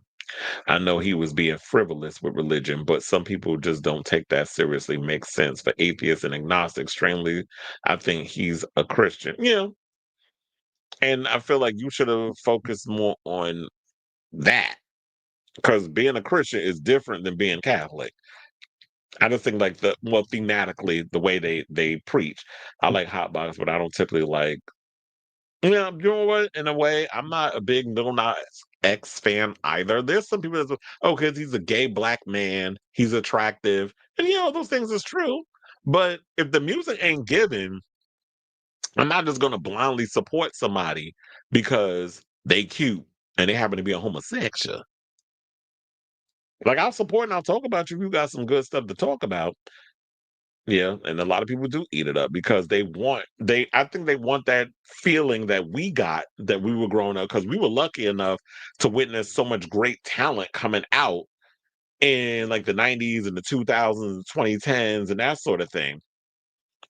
Now it's just like everybody out here is like, okay, when y'all gonna show me something? When you actually gonna show me like you got a little bit of that thing that we see in people like Pink, Britney, before, Beyonce, um, and so many others. Usher, like when you look at a lot of Chris Brown, when you look at so many of those other, you see that thing that's in them that is like, where's that spark? Where's that X factor? And I don't think we get that from a lot of the artists today.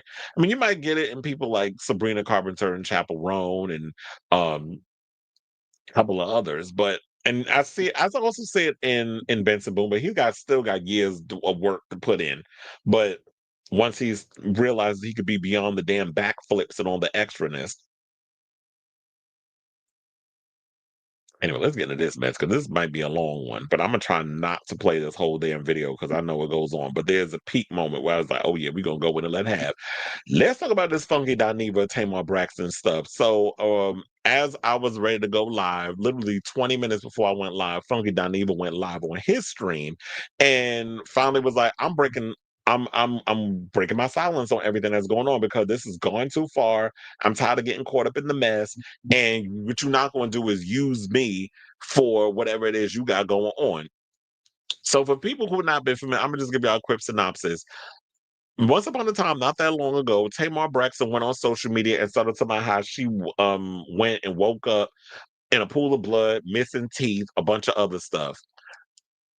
Then Funky Dineva went on his show and decided to have to defend himself and said about the video, I don't know what's going on with that lady and all this other stuff. And people took offense with the way he said that, but apparently that's how they talk down in Miami. Quiet as it's kept. That's how we talk down here in New York too.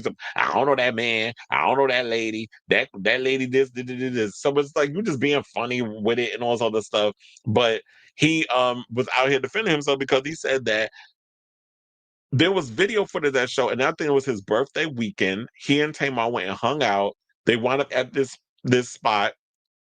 I forget the name of the spot that he said that they was at, but and it's been in the previous videos that I've reported on this already. That they went down and they were celebrating his birthday with him and a bunch of people out in Atlanta, and the video footage ended up online. And because of this thing that Tamar posted, people was assuming that Funky Dineva did something to her because when you think about it, and you think about Black Hollywood, you think about these celebrities, the biggest celebrity they know that is equated with Tamar would be Funky Dineva. And yeah, you may not consider Funky a celebrity, but Funky is a well-famous YouTuber who's been doing this for almost 15 years, I think.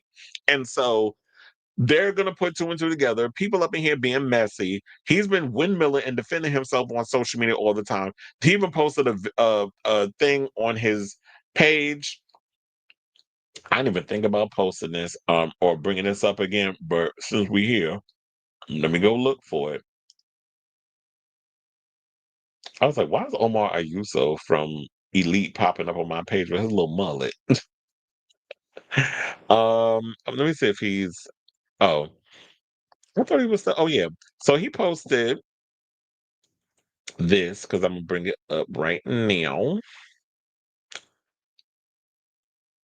this whole thing right here where wanted dead or alive for trying to kill Tamar Braxton, reward $10,000. And then for some nonsense, he's wanted for possibly slipping something in Tamar's drink and giving her drugs, not being concerned about her well-being and calling her that lady, despite the fact that it's how he speaks in his Miami vernacular, being messy, being a messy sissy, running to the internet to tell the goings on of the night, despite the fact that Tamar revealed that she was the one that was injured first.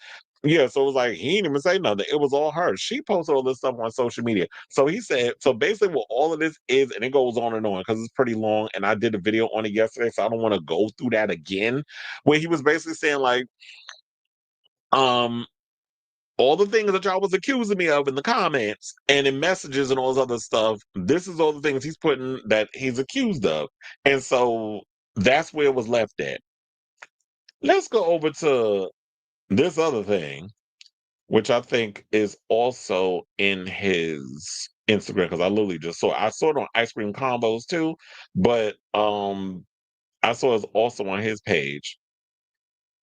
He said, "When I get through reading Tamar Braxton ass down to the ground, I want to hear shit." So he put, here it is. I got ate up alive on my birthday weekend, and the whole while there was nothing wrong with Tamar ass. Now she done released this tight ass music video for this raggedy EP that don't nobody want. And because I'm in the video, people are gonna think I was a part of the PR stunt. I was collateral damage in a 2-bit PR stunt. At Tamar Braxton, you ain't ever gonna try to clear any of this up and tell the people I didn't do nothing to you. um, I don't know what that word. It says, I don't know what. I don't know what happened. I was accused of not being a friend to you. Then at the end of the day, it was you not being a friend to me.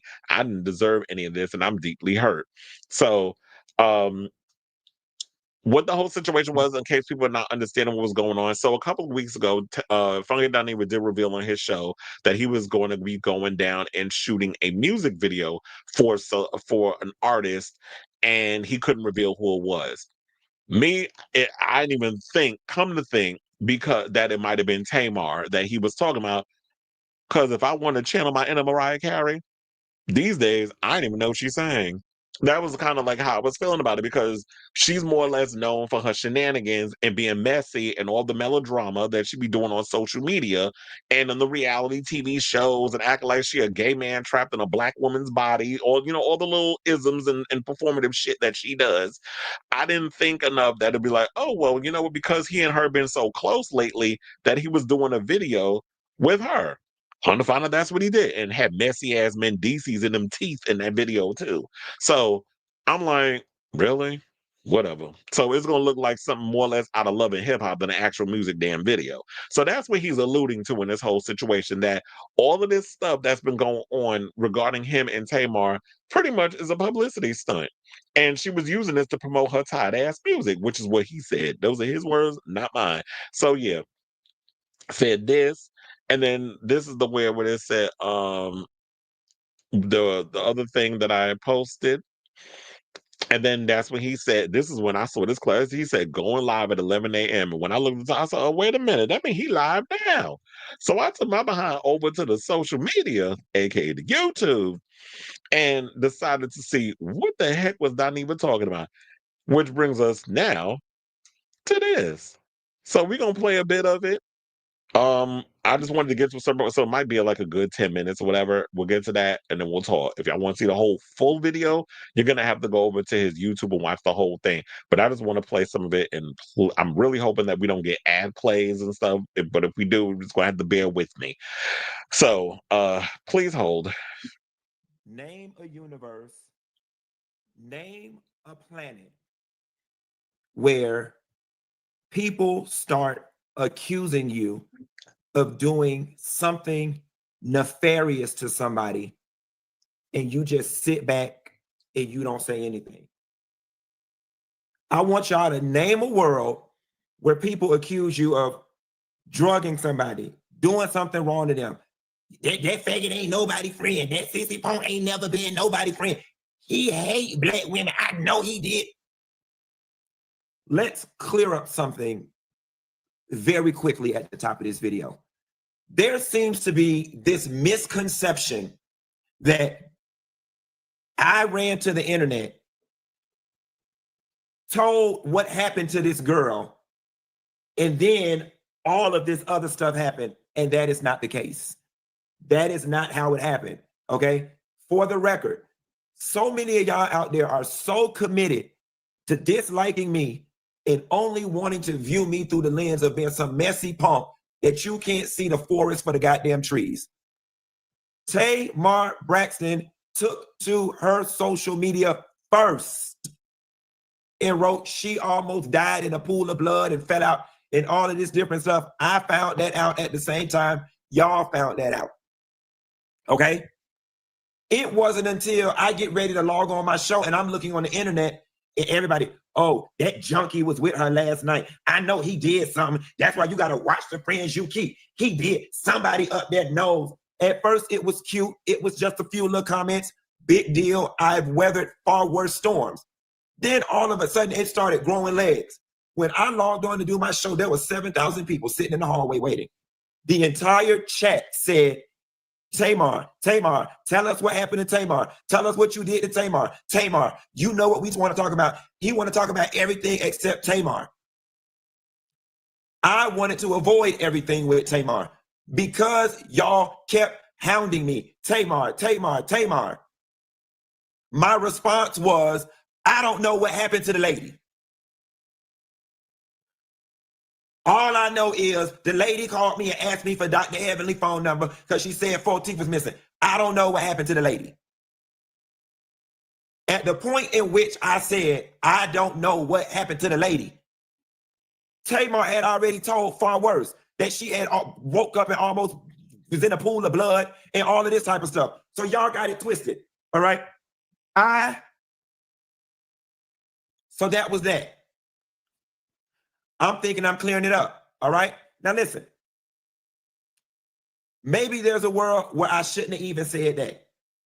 But there damn sure was not finna be a world where I was finna let the internet start crafting this narrative that I did something to this damn girl. Okay, so I'm in Miami, Tootsie rolling and having a good time. All of a sudden, stories start dropping. Funky Dineva tried to unalive Tamar. I send this to her. I send it to her. And I write, girl, this thing is starting to grow legs. And she writes back, I'm lost. I'm confused. I didn't say anything. I'm in the hospital.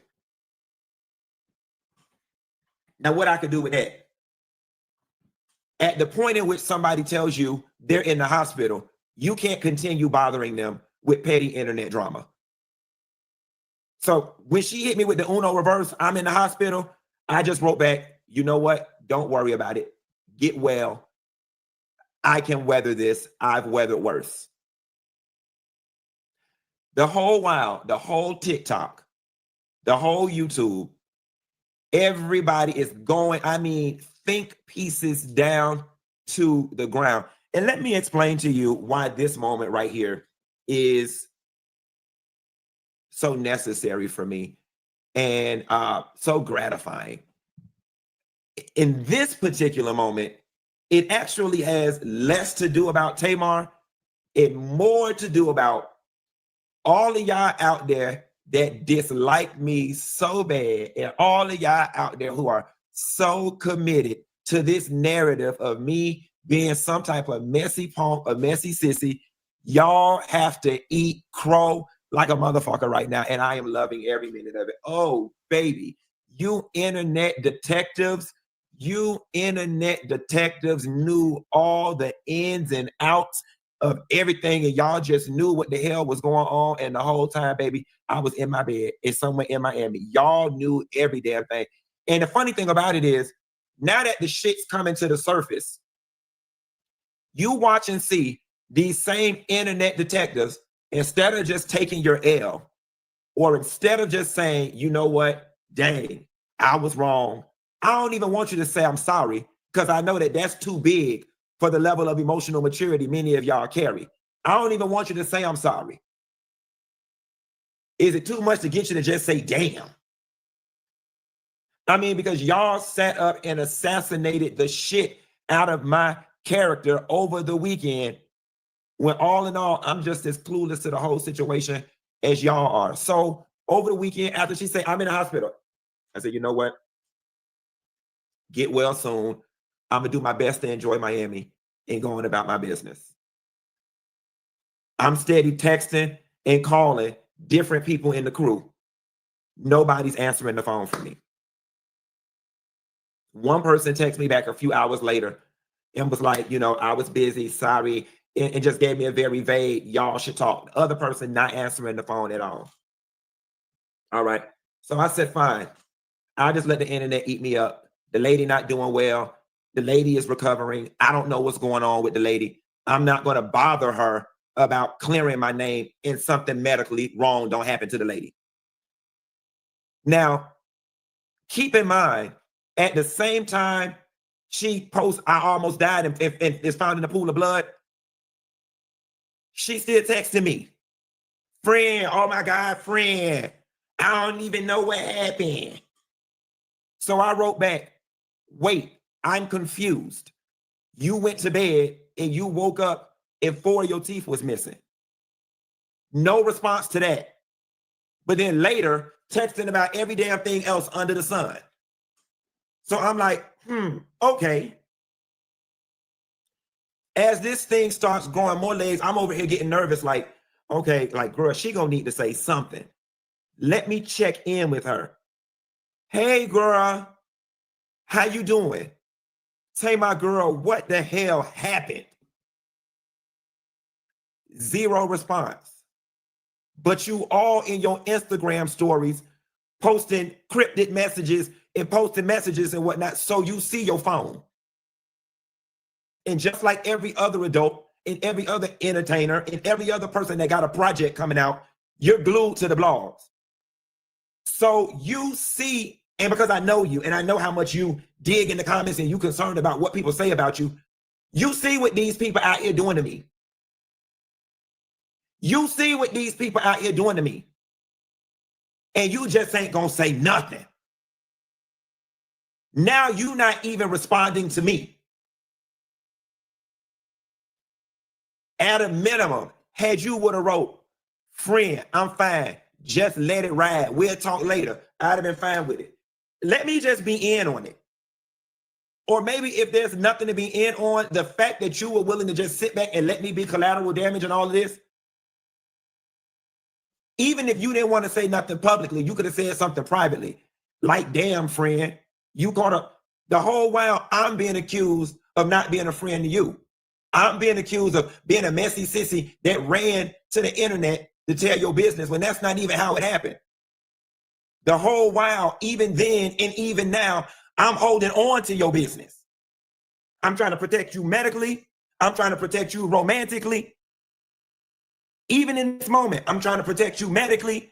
I'm trying to protect you romantically, but you're not going to play with me.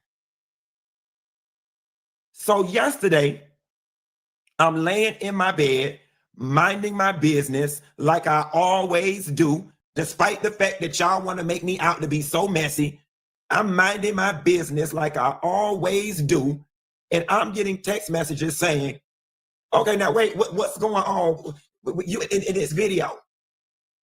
And I said, see, I knew this was going to happen. I knew this was going to happen. I knew this video was going to come out.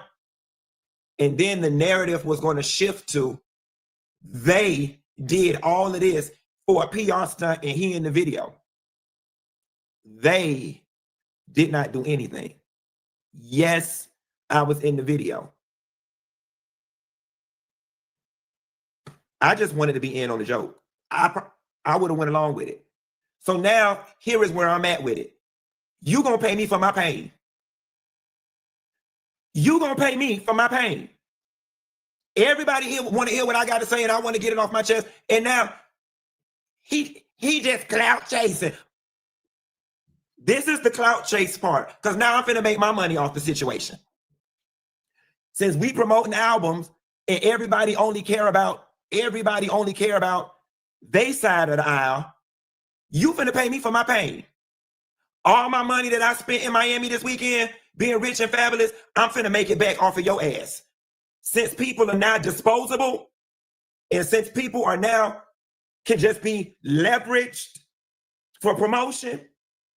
Since we not leveraging people for promotion, you finna pay me for my pain. And I'm finna get paid all this week off of this situation. Okay? And let's not get it twisted. Because see, now I'm finna tell it. Let me sit up.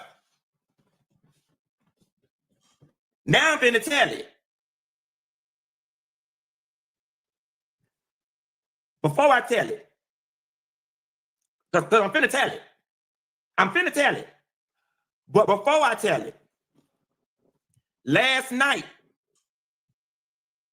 after it dropped, I put in a group text with her and her manager my response on her page about the video. And I said, once I realized what this was, I said, oh, this is all jokes, ain't it? Let's break the internet. She gonna text back a heart emoji and gonna say, we could make up later, but I still love you. Okay, so now you responded. See, that's the part that made me realize, oh, you really didn't mind me being collateral damage in this. You gonna write, we could make up later, I still love you. So that's when I was like, oh, we having fun. Okay, tag me in, coach. So that's when I went on the shade room and was like, oh, so you not gonna say nothing and you use me to be in this tired ass music video, hashtag Muppet. Because now that I'm in on the joke, bitch, we both finna make a coin. All of a sudden, now they want to call me on a three-way FaceTime. Talking about, Q, please don't do this. Y'all, please don't do this on the internet. They steady calling me. I'm not answering the phone. I'm not answering the phone. No, man. He's like, Q, please don't do this. No, let her ass feel what I felt over the weekend. Let her ass feel what I felt over the weekend.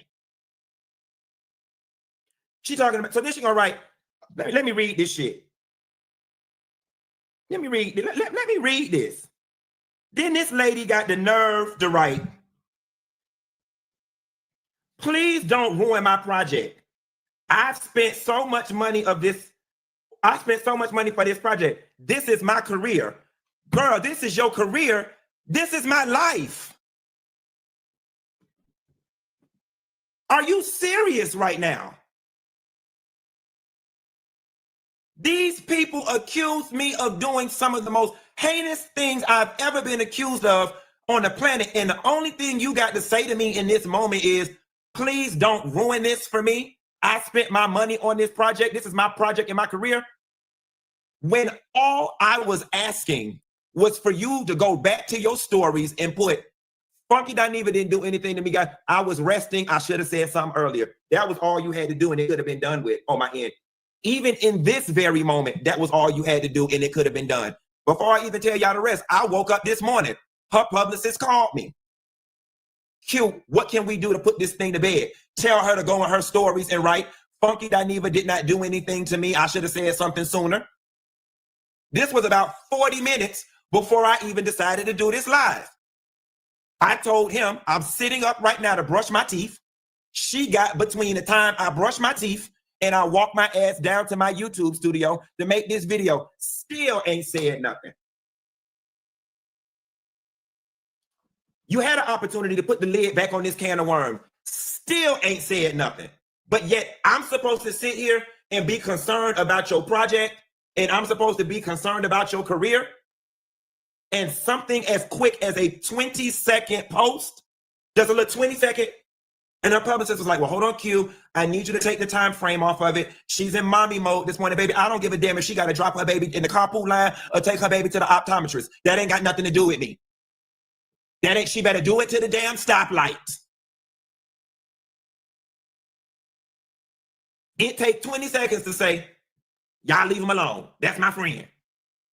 She could have wrote a cryptic message. Funky Dineva, I love you. You could have wrote anything, but let them people know I ain't did nothing to you after all the hell I went through this weekend. And I'm supposed to care about your career and your project when this is my reputation.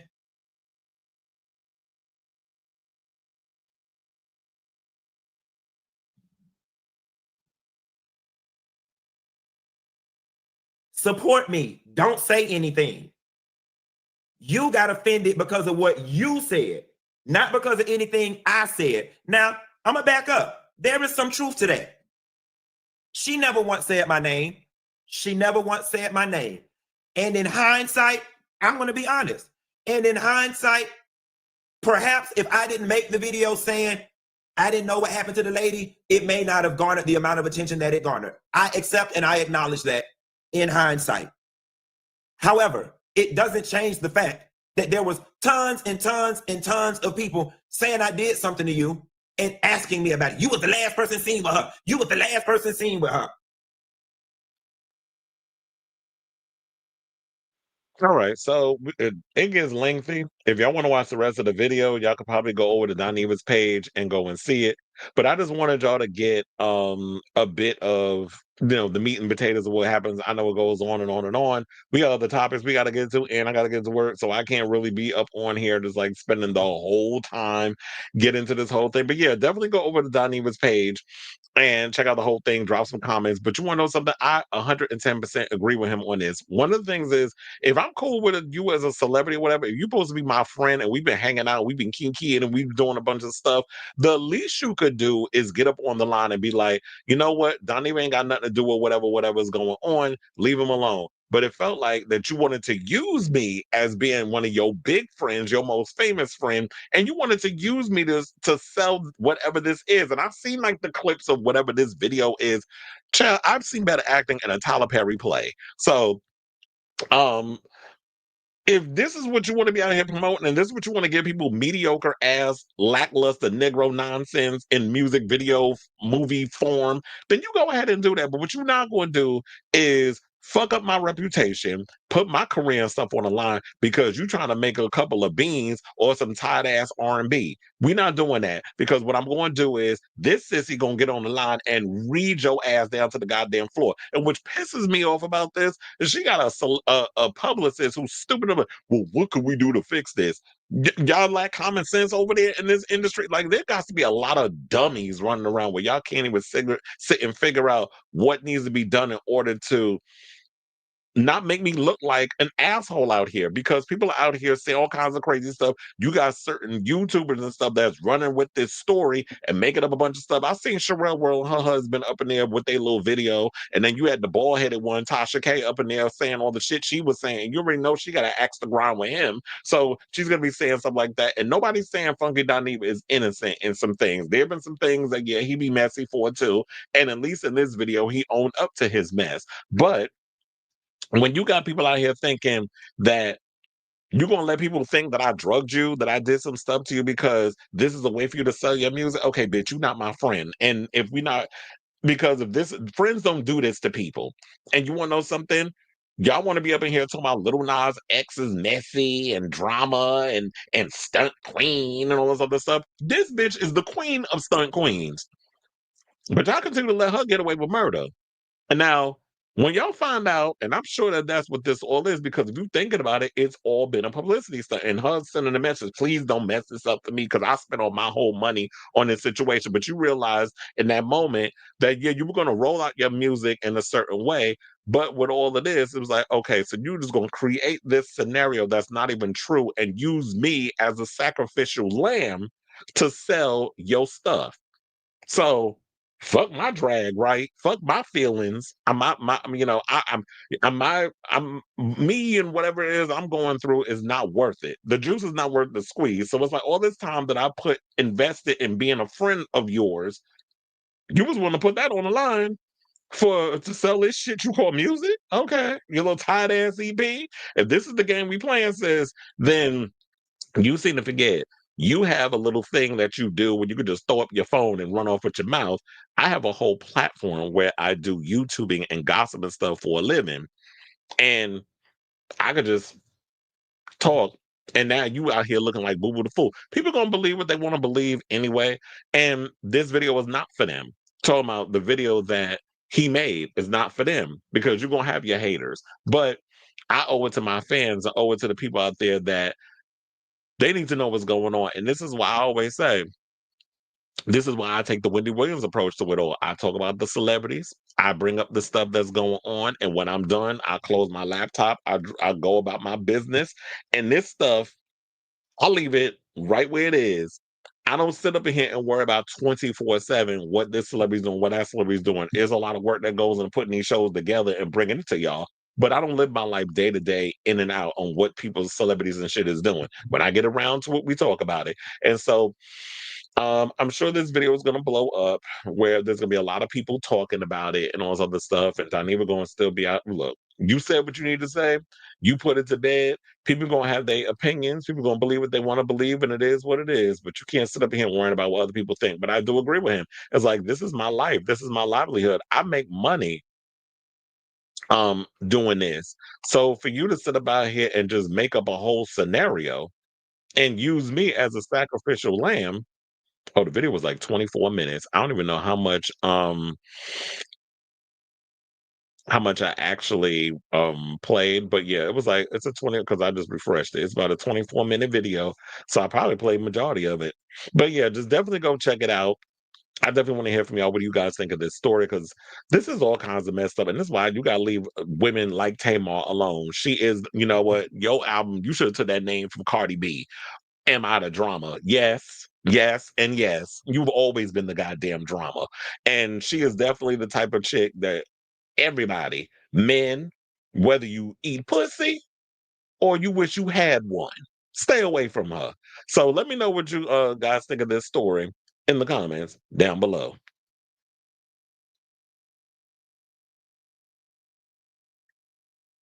Okay, you said keep the backflips, change the music. Well, yeah, that music is not given. Like since when backflips is an issue, what he uses as a crutch. That's what it is. I don't see it for Benson Boone. I see his career the same way I saw Ice Spice short term. Well, no, Ice Spice ain't got no damn talent. That's why hers is short term. And I don't care how many MIA samples you use. Your music will and always is trash. Will be and always is trash.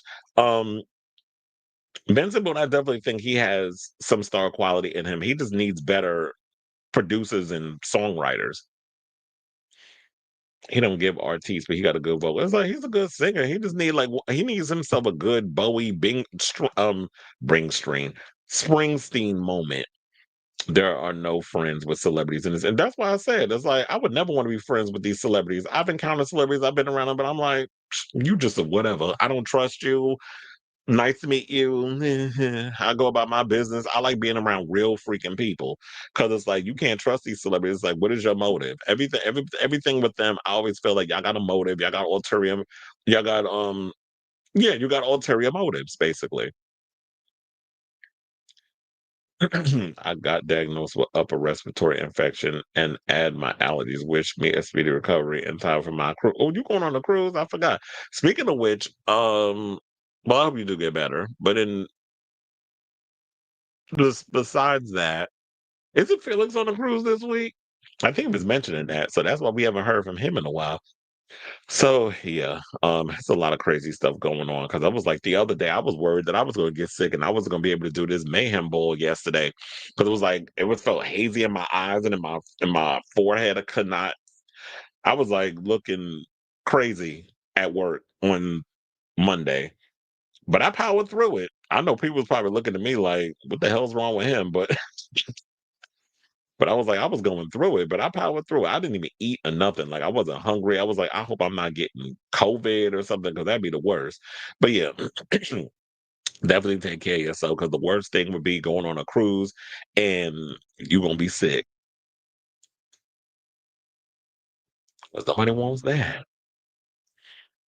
All right, so now let's move on and let's talk about Britney Spears, who apparently made a little side comment about Sam Asghari where she felt like I guess she said that she didn't feel like like she was low key faking through the marriage or whatever the case was. And I'm like, sis, you was with that man for what 7 years, and that's what you're saying. But anyway, he's basically sounding off. I don't want to say clap back because he wasn't rude about it, but her husband Sam Asghari spoke out about the pop star's recent comments about their marriage. He basically said, quote, "Our marriage was very real to me." This is what he told people via his rep in an article published on Monday. He said, "It may have been short, but we were together for 7 years. I was in love with her. We'll always have love for her and wish her the best, always." Which I don't say that when you got a new girl, but the new girl got to understand that when you in a long-term relationship with somebody, that love doesn't just disappear. Now, the former professional trainer hit back after the Baby One More Time singer dissed their marriage via Instagram over the weekend. In a new statement released on Monday, the Traitors season 3 competitor reacted to Spears' recent comments about their time together after they wed in 2022 before separating 2 years later in 2024, saying, "Our marriage was very real to me." So Representative Brandon Cohen, the 31-year-old, continued, "It may have been short, but we were." Wait, why is it repeating itself? Like, I feel like y'all wrote the same thing in here twice. Page 6, get it together. Asghari's comments came out of Spears shared yes, as I said, they literally have repeated themselves in here. She also claimed that during her time with Asghari, she was cut off from calling or texting her children. Oh, because what happened was she said that her time with Sam represented the hardest years of her life per people. She also claimed that during her time with Asghari, she was cut off from calling or texting her children, including, well, you say including, she only had 2 kids, including sons Jaden James and Sean Preston, whom she shares with. I swear, y'all really don't proofread when y'all write, because that don't make no sense. She claimed that during her time, she was cut off from calling or texting her children, including sons. She only had 2 kids. Who else we talking about? Willis? So they said, "I remember in shock. My secret to survival was denying, and a lot of years. It's weird. Me and Sam were married, but it almost felt like a fake distraction to help me deal with it." This is what she said on her post, which was no longer her Instagram profile as a Tuesday morning. Because, yeah, Britney is notorious for saying something, and then all of a sudden she goes and removes it. Which is why I feel like sometimes, girl, just keep them thoughts in your head. Like, everything don't need to be on social media, because then it leaves us to be critiquing what it is that you're actually saying. So, Asghari additionally spoke out about his marriage to Spears in a recent interview with Sirius XM's Page Six Radio, during which he acknowledged that his connection to the singer helped his career, saying, "I can't sit here and lie and say it wasn't good for me. Of course it gives you, when you're in a such public relationship, the platform. It also gave me that platform for who I am, but I was going there anyway." And so, yeah, a lot of people seem to confuse him with Kevin Federline, where it was just like, yeah, Sam was an actor. Sam was I mean, how they met on the music video for Slumber Party. He auditioned. She picked him as her love interest. And then there was a connection, because there was a connection there. And then it evolved into something else. And it was like, he's got feelings, she got feelings. They started canoodling and getting together. And yeah, he was still working on his career. But you know what? The problem is, when you're somebody who nobody knows and you're with somebody who's very high profile and a mega superstar, you're always going to get hit with that brush of, "Oh, you trying to clout chase, oh, you were nobody before you got with them." So but it's like, yeah, I was on my way there anyway. It just so happens I took this detour and I fell in love with this mega pop star. And some of y'all don't have to believe that, because I think Britney has been hurt so many times in the past with so many men who have taken advantage of her. But I truly feel that Sam genuinely cared about her, because he really could have went in and let have on her in this thing, but he was very diplomatic in what he said. He took the high road and didn't really tell me. He's like, yeah, well, it may have felt that way to her, but it felt real to me. But me sitting here thinking about this, because I was like, it's a lot trying to understand what the hell Britney be talking about, because I'm sure it's a wild ride trying to understand what's going on in that head of hers. But I feel like what she was trying to say with Sam was that she didn't have access to her boys, and her marriage was a distraction as a way for her to deal with her not being able to see her sons, because at the time she was in the conservatorship. So the only thing that she had to hold on to was her marriage to Sam. He was the one that was keeping her leveled, her head above water. She was in a whole nother world, trying to, because she didn't have access to her son. She didn't have a lot of access to things because her father had her in this conservatorship. So it was like, she probably, I think, in a way, was feeling these things not necessarily as a way to sting him, I just think that she worded it in a way where people took it from this thing. So I don't think that she meant any ill will towards him. It is the fact that the way she worded it, it sounded a little crazy, which is probably why she was like, "Oh fuck, now this sounds like what it is. I'm gonna just delete it." But it's too late, sis, because the people saw it. They made a whole story on it, and we are here talking about it. So because I feel like there is no way in hell that you're in a relationship with someone for 7 years and nothing real came from it. So I do feel like there was some sense of realism in her marriage to him. I think they genuinely cared for each other, but I think also because of what she was dealing with in the conservatorship, and he was the only real thing that she had to hold on to in the time of all the crazy stuff that was going on in her life. That's why I feel like she made the comments about uh it not being real or whatever the case was, or it was the hardest years of her life, and um how that her secret to survival was denial.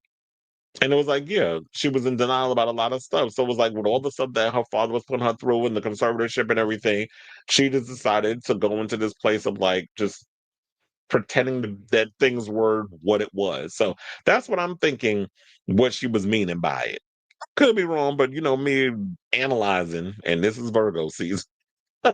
That's what I took from it. So I want to hear from you all. What did you take from what she had to say in this whole situation? Do you think like people are overreacting, that she didn't mean it as a way to sting Sam, that she was probably referring to things going on in the conservatorship, and then it just so happens the way she worded it, Sam got hit with a stray. So let me know what you guys think of this story in the comments down below. I'm such a nitpicker on proper writing grammar. Who else would page 666 write an article so illiterate? I was like, what? Mhm. All right, y'all. So, speaking of illiterates, let's talk about Mark Maron going in on illiterate idiots like Bill Maher and Dave Chappelle. So Mark Maron, who I actually like, I like a lot of his comedy stuff. I think he has a Netflix. I think he has a Netflix special or a comedy special. I'm not sure. Well, if you read in Netflix, I don't know if you got a thing with him, but stranger things have happened. People will say all kinds of crazy stuff, and people still work with him. But yeah, he issued a scathing criticism of Netflix, Dave Chappelle, and Bill Maher during recent podcast appearance. So Mark Maron went on, I believe, the Pod Save America podcast, which I noticed a lot of people have been going on lately. Look, Pete Booty Plug went up on there, and it didn't fare so well for him because, when he started talking about Israel and all this other stuff, that went a little left, and people dragged him. Now he out here trying to backpedal, but it might be too late. I don't know if you got that Gavin Newsom thing up in you, because remember, Gavin Newsom at one point was interviewing Charlie Kirk and all of them at the beginning of the year, and it started looking bad for him because it looked like you were trying to cut to them other idiots over there so that way you could rein in the Trump uh viewers, or the Rogan sphere type viewer. And it wasn't working. It started backfiring. So now he decided, let me pivot.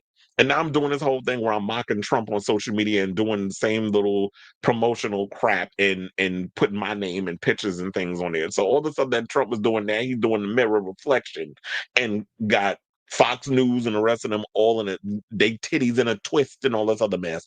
So very few comedians out here are actually out here calling out the Joe Rogans, the Tony Hinchcliffes, all these other people that cut to these, the Trumpian type of comedy, or thinking that just being saying the most derogatory thing means that you're funny. And it's like it's not. Like, it's always, to me, with jokes, is all about, you can tell an offensive joke, but you got to set it up in a way that it has like an interesting punchline.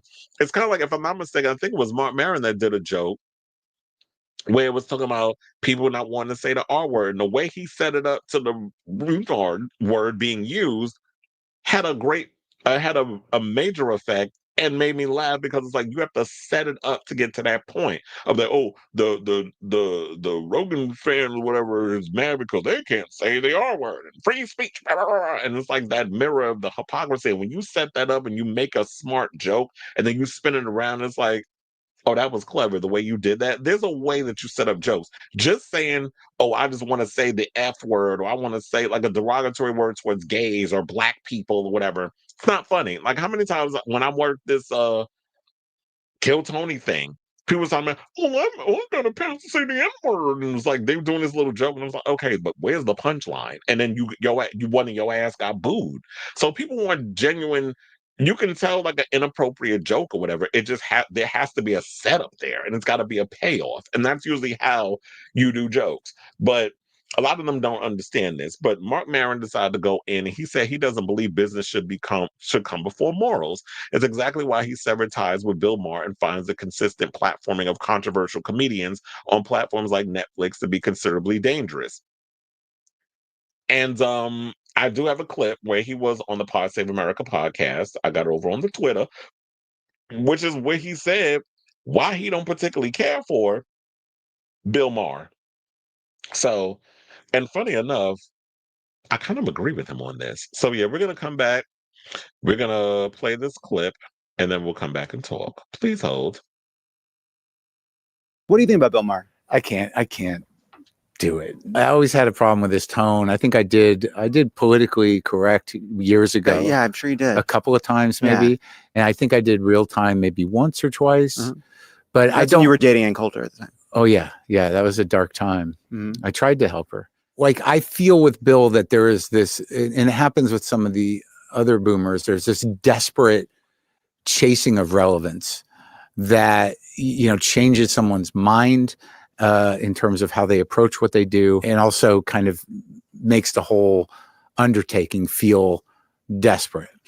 And, you know, outside of, you know, his ideas about primarily, I think, wokeness, I don't know. It's just not for me. I know his joke you know, he's got good joke writers who know how to write for his tone, but I can't see past, you know, the desperation and what he's willing to do to stay in the conversation. Yep. So, and funny enough, that's what I genuinely get from that. Because when I was growing up, I used to watch Politically Incorrect until he got kicked off.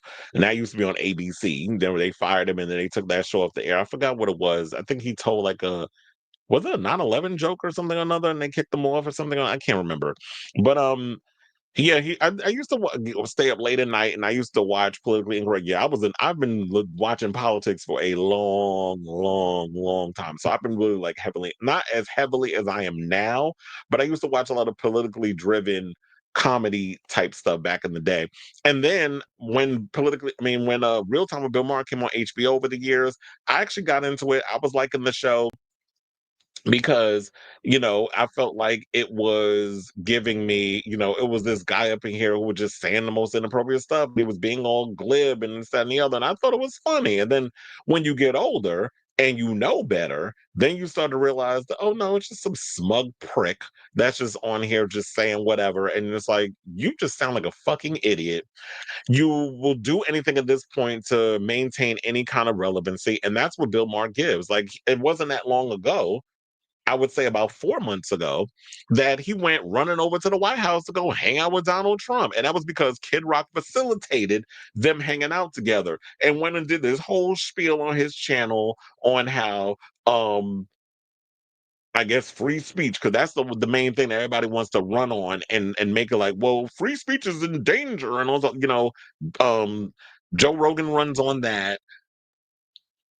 Tony Hinchcliffe runs on that with his Kill Tony thing, which I'm gonna tell y'all, he had 2 nights at Madison Square Garden. The first night it was so bad they asked 29 of us to cut because they weren't selling those tickets, and they had to cut off the 8th floor and the bridge. So he was only able to sell the 5th floor and the 6th floor.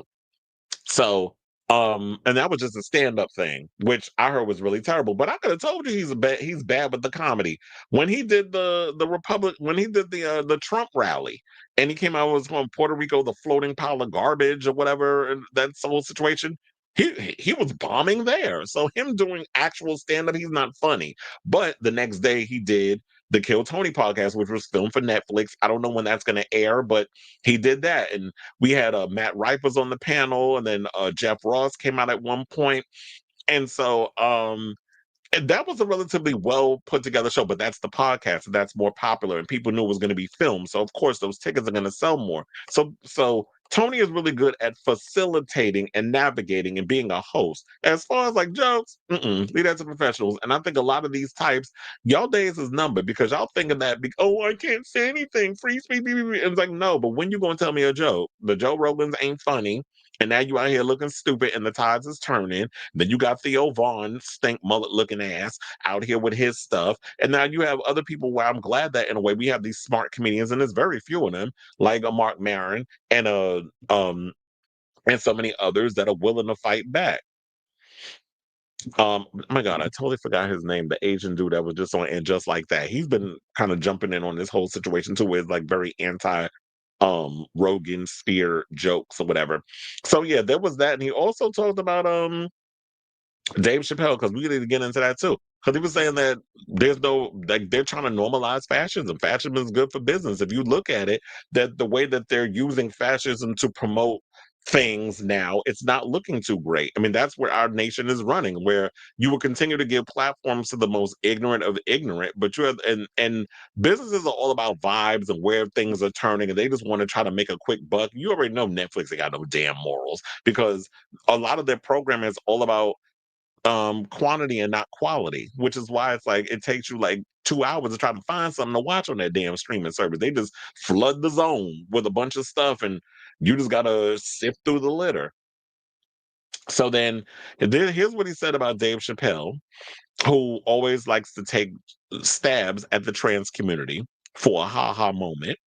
He said when they had pushback from the trans community about Chappelle, they realized after several days that the community was not going to affect their bottom line, and they cut them loose. That's how fascism works in business. Like he said, the WTF podcast host isn't giving them a pass for spotlighting pro LGBT plus content in tandem, saying ultimately who's getting the big deals, which shows stay on the air. You know what they do, they keep repeating.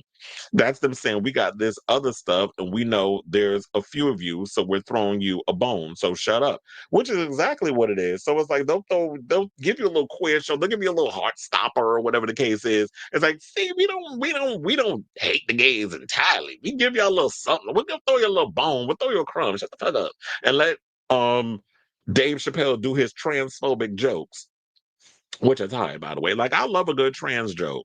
But it's gotta be, like I said, it's gotta be funny. I love a good gay joke. It's gotta be funny. I love a good black joke or racist joke. If you're gonna tell me some inappropriate shit, it gotta be funny. But a lot of y'all think, oh, if I just say something inappropriate, why you not laughing? Because it's not funny. Like, where does that not compute? So um I do agree with that. It's like, yeah, we already know like the trans community is relatively small and quiet as it's kept.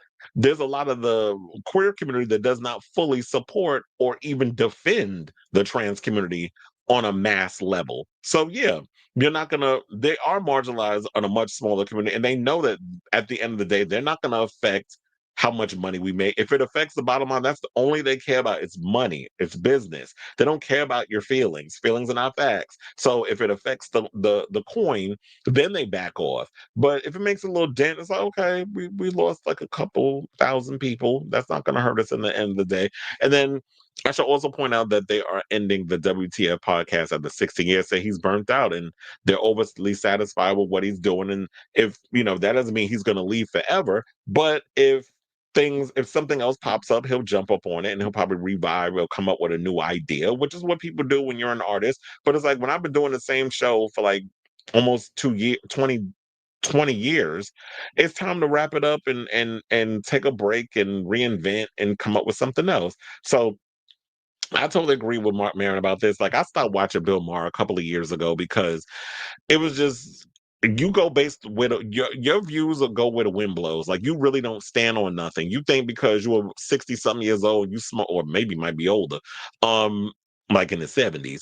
But you think it's because you're a man of a certain age, you're a boomer that smokes weed, and you say a couple of aggressive things that your writers basically spoon feed you in an earpiece or if a teleprompter, that makes you edgy. And it's like, no, you're just some dude trying to hold on to what was and trying to maintain some sort of relevancy. So Bill Maher, I've always said, was kind of cooked. He's tired. I don't know many people that still watch his show anymore. And some of the guests we be having on there, I'll be side-eyeing, but I'm like, okay, whatever. If y'all like it, I love it. But I don't. I stopped watching Bill ages ago because I just feel like he been lost the plot. So I say all this to say, what do you guys think of this story regarding what Marc Maron had to say about Bill Maher? I definitely want to hear from y'all. So let me know what your thoughts are on this story in the comments down below. Well, I forgot to show y'all this because every time I do this show, I be forgetting to show y'all. So yeah, I finally got my book. If you can see it. What's your favorite scary movie? It's small though, but yeah, I finally got the book. Oh yeah, I finally got it like in place. Definitely go out and get it if you can. It is thick. I'm like, let me see how many pages is in here. This is all the source notes, but I was like, it's about 320 pages before it gets to the acknowledgments and all other stuff. So yeah, probably a relatively quick read. I definitely need to get around to reading it because a lot of times I'll buy a book for the sake of buying a book and I don't really get around to reading it because I'll be so busy. But I definitely want to check this book out. So, and definitely if you're a big slasher or horror movie fan, definitely check it out because it is worth it. All right, y'all. So we got the final 4 topics that we're about to come up on. So before we get to those 4, if you could please do me a solid and hit that like button. If you are new to the channel, hit that subscribe button. And also be sure to smash the notification bell before we go live with a brand new episode of Chris Avalon Unfiltered. Please and thank you. All right, so now without further ado, since we already talking about people clapping back at people for saying dumb shit, let's get into this Snoop Dogg mess. So I'm sure y'all probably already heard the tea and stuff right now that Snoop Dogg went on some tight ass, big back Cadillac looking bitches podcast to go talk about the fact that he was bothered, spooked and nervous to the point that he don't even want to go to the movies no more because they had a lesbian couple in the Disney animated film Lightyear.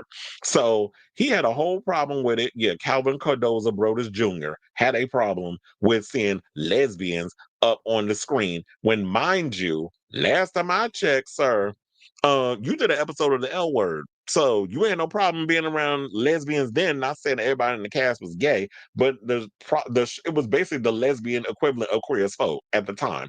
You went on that show. You had no problem doing that show. And then also didn't you play a white pimp named Alabaster on The King of the Hill? So if you could go on there and play characters that are totally not you and be a part of a community where it's not that hard to explain how 2 women can have a kid, because there are different people out there in the world. Like you've been in this industry for over 30 years. You pretty much have made your living selling the most ignorant aspects of Black culture to the masses. Pimp culture, walking Black women or women on leashes. I can't say it was Black women, but it was like you were walking women on leashes. Or maybe they were Black. I don't remember, but I remember you were walking women on leashes, and there was some controversy around that. So this whole pimp culture that you played up, allegedly you unalived some people. Remember, you was on trial for that. You were on the death row records. So that whole image of like what you were promoting, but you have a problem explaining how Timmy got 2 mommies to your grandson. Okay, so with that all being said, they said AFL chief executive Andrew Dillon defended paying the star a reported $2 million for his appearance. Because he performed at the Australian Football League's grand final last September, and they said that he's had a history of anti-gay comments. Funny enough, I ain't really been paying attention to Snoop Dogg like that, but apparently they said that he has he's pretty much come under fire. Like, but that's close to 1.5 million in Australian dollars. I don't know what it's called, but it's like the 1 point, that's what they have. And then they said that he implied that the star had changed. Well, apparently he didn't.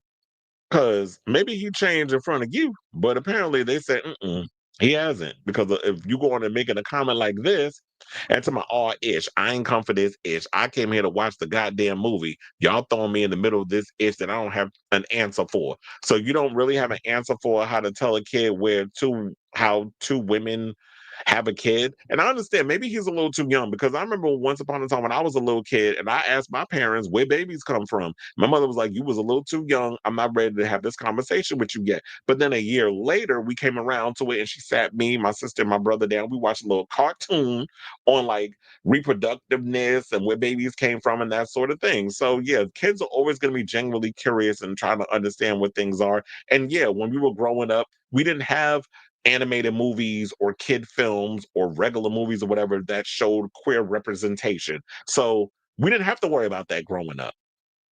But we're in a different time now. A lot LGBTQIA plus people are more out there. They're more, we're more open with it. We're more, we're more aware of what's going on. So you can't really like hide around it anymore. Now it's, kids are more exposed to seeing diversity, especially with social media. So you're going to see queer people. And you being in this music industry, you're going to tell me you ain't been around enough rhymes with maggots to be able to explain this to your grandson. You just chose to go on this show to be obtuse and surprise his ass getting eaten up. Which brings me to T.S. Madison, who went over on Harvey's show, TMZ, and they had a little conversation. And sometimes I'll be looking at Harvey with the side eye because I'm like, "Sir, you are a whole homosexual, and you up in here trying to act slow with this whole conversation." So talking about that he understand because he a gay man, and it was like, girl, you're a white man at the end of the day, so your experience is always going to be different. You're going to be a white male first before you put a dick up in your ass or in your mouth. So let's not sit up in here and try to act like that you can be so oblivious to a lot of the privileges and things that go on, or what marginalized people, specifically if you're a black and trans or you're a black and gay, have to deal with versus what white gays have to deal with on a daily basis, which is not a whole lot. They could sit up here and threaten to take away marriage and all this other stuff, and yeah, y'all get up out in the streets and start picketing, and then they may wrap around it. But when it comes down to the black folks that are queer, or or brown folks that are queer, we have a whole lot more to deal with. Racism within the community and all a bunch of other stuff. But let me get off my high horse. Cause I can't let go. And let's get into this video, courtesy of the TMZ, and then we'll come back and talk. Please hold. Oh wait, hold on now. What happened? That wasn't what I wanted to go into. I wanted to go here. But there is this stupid I hate when they ads open up. Come on, come on, come on. I gotta refresh then. Cause I'm like, why it's not opening? Oh.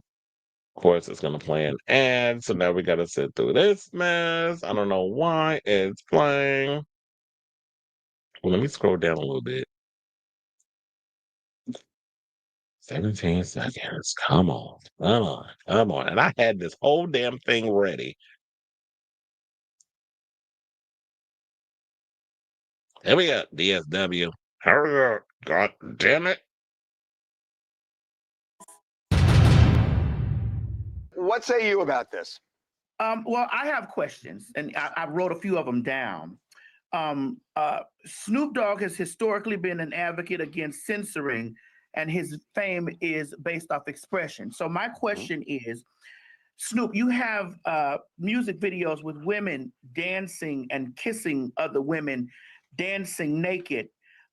So why is displaying lesbian behavior in your music videos appropriate, and you are afraid to answer the questions from your grandchildren? So wait a minute. There's an answer to that, which is that the videos that he does for his music videos for adults, they're not like I think he would for kids. say that They're not for kids. music videos aren't for kids. I know that would be the setting, and that would be the but as a person who understands how kids work, kids see everything.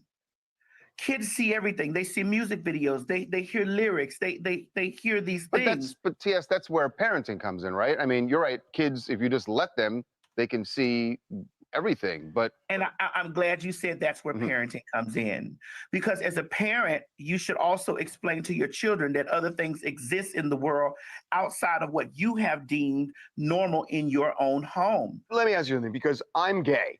And I get the points you're making, but at the same time, maybe at a certain age, you do bring things up, but at ages that are earlier than that, kids that are younger, a parent can say, I'm not ready to talk to them about it yet.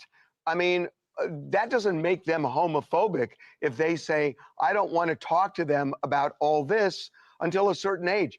It's rooted in a bit of homophobia. Is it? Is it though? A little bit. It is rooted because It can be. It certainly can be. But I it's don't know if it rooted is in in it. Snoop's case. But you also you're never afraid to talk to your kids about having a little boyfriend or a little girlfriend at a certain age. I know that we've been conditioned to be able to like understand heteronormative activity. We've been conditioned to that because that's all we see, because we've always, as queer people, been pushed to the side and swept under. So it is time for us to have these uncomfortable conversations. Maybe not at 4. Maybe Papa will explain that to you in a year or so. Just watch the movie. I gotta say, I've been around a long time, and for a long time I have not felt pushed to the side and pushed away. And I hear people talking about that, but that's not society today, and it's not society even. Oh, I don't think that. Well, Harvey, Harvey, I love you. Harvey. I love you, but you're a white man, and you also are a white man. Trust me, I was around when bars were raided, when people were fired from their jobs during the Nobody's AIDS saying epidemic. It's not better. So I know what discrimination is more than just about anybody. Yeah, but it's still it comes from a different lens when you're talking about like more marginal, like, and I don't want to lean heavy into it to, because it's not your fault that you're white, but you're a white man. You know what I'm saying? We're talking about, especially in this time right now, like trans people are extremely under attack. That's true. Queer people are under attack, and like they've made us public enemy number 1.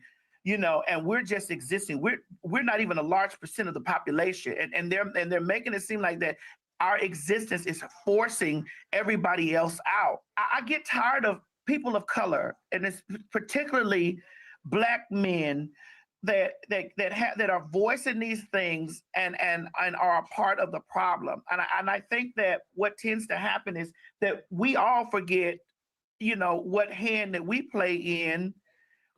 The hand we play in stuff. Well, she would be correct in a lot of that, what she had to say. And it's like, I was like, at any age, you got to be able to, you got to feel like whatever's coming for you to want to explain certain things to kids, like where babies come from, homosexuality. These are conversations that eventually people are going to have. I understand that people feel uncomfortable wanting to have those conversations, but I'm sorry, unless you plan on homeschooling your kids or living in a mud hut somewhere, if you can find one, your kids are going to encounter people who are different than them, and they're going to have to learn and figure out how not only who these people are, but you're going to have to coexist in a world where you're going to be dealing with people that are different than who you are and how you were raised and that sort of thing. And just showing like, you know what, I don't agree with whatever, but I respect you as who you are because my parents taught me to just be kind to someone or respect people. Look, there have been so many times where I'll see movies and TV shows and be around people that I don't necessarily care for and subject matter that I don't particularly am comfortable with in films, but we deal with it. Why is it when it comes to queer people, this is the ultimate thing that a lot of straight people have a hard time wrapping their brain around or trying to make sense of? I just don't get it. Or I just feel like some people choose to be obtuse. Some people choose to just be in their feelings about stuff and just continue to feel a certain way about certain things. I just don't get it. I just feel like Snoop, you know better in regards of all of this that's going on with you know better in this whole situation. I just feel like at your big age, you know how to deal with queer people in this whole situation, but you just choose to say certain things because you're going on a certain channel and you fit in a certain narrative of what they want over there. And if that's what you're doing, you succeeded. But you got to realize the times is different, the world is evolving, and y'all either shit or get off the damn pot because queer people ain't going nowhere, regardless of how you feel about it. So you could take and use Bible scriptures to do whatever it is to help you sleep at night, but the gays ain't going no damn where, and you're going to be encountering them or whatever the case is. So yeah, I mean, I could go on about this whole situation, but I don't have the time. So, I definitely want to hear from y'all. What do you guys think of this story regarding what Snoop Dogg had to say about the gays? I was pondering whether or not I even want to talk about it, but since I had like the T.S. Madison clip and those other stuff, I felt like I can give a little more nuance because I didn't want to just say like the same old beats or the same old things everybody else been saying. I always try to find my own way of bringing a spin on certain stories that don't sound like a broken record. So let me know what you guys think of this story in the comments down below. Right. So, if you want attention, just re-release Dog Pound 40th anniversary and sit down. He has been okay, exactly. And I'm sure a couple of them been on the death row roster. Like a lot of these little butch queens that be rapping don't be getting down. But Harvey irritated me because he's like, well, I know it more than anyone. Oh, because what? You've been around when Stonewall happened? Like, girl, sit down. Because that's not the only time. And remember, it was black trans people and real faggots that was down there that was fighting and dealing with a lot of that. But I'm sure Harvey was down there getting it in them clubs. But your situation and other people's situation is different. T.S. Madison spoke up, child, this is flop on flop. Wait, who's two cancel queens? Because I was like, Snoop Dogg is tired. I mean, and first of all, a lot of people were saying that they was done with Snoop when he started performing for Trump. After he was talking about, this other mess. Crazy how Harvey wants to be oppressed so bad. I wish Maddie had addressed the fact that Calvin's ignorance stems from a fundamental belief that people are born normal and are somehow turned. Oh, that's a lot of them that think that all of a sudden something had to happen to us. First of all, I was never molested. I was never under all them stereotypes of how you become gay. I came from a single family house, so no, I did not have a father and a mother who was still together. I've never been abused sexually. So all those little stereotypes they say about the gays, never, not my story. In the words of Gaga, I was born this way. No matter gay, straight up, bi, lesbian, transgender life, I'm on the right track, baby. I was born to survive. Let me stop. No, that damn song last night.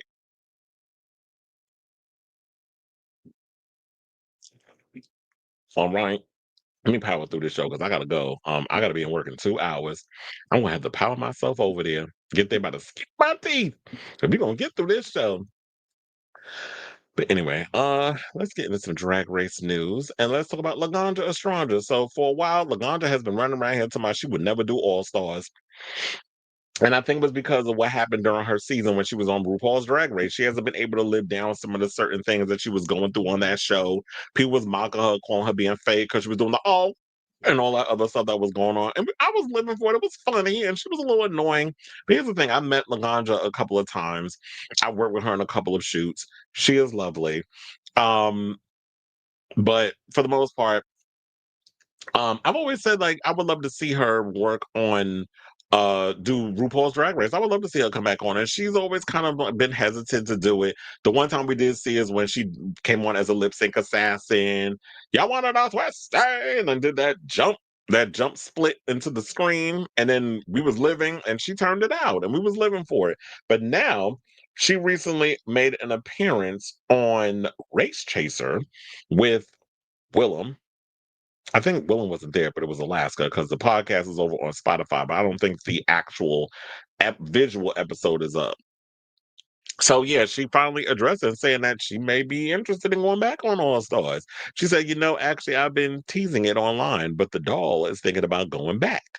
The time has come to free the tit and live the Janet Jackson fantasy, I fear. She told All Stars to win Alaska Thunder Hook 5,000 on the Champs podcast Race Chaser. Now, after Alaska's encouragement, Laganja continued, we'll see. I'm entertaining the idea. I'm floating it around into the universe. Sound off. If you want to see the DOLL come back and DANCE, Laganja always got to be extra.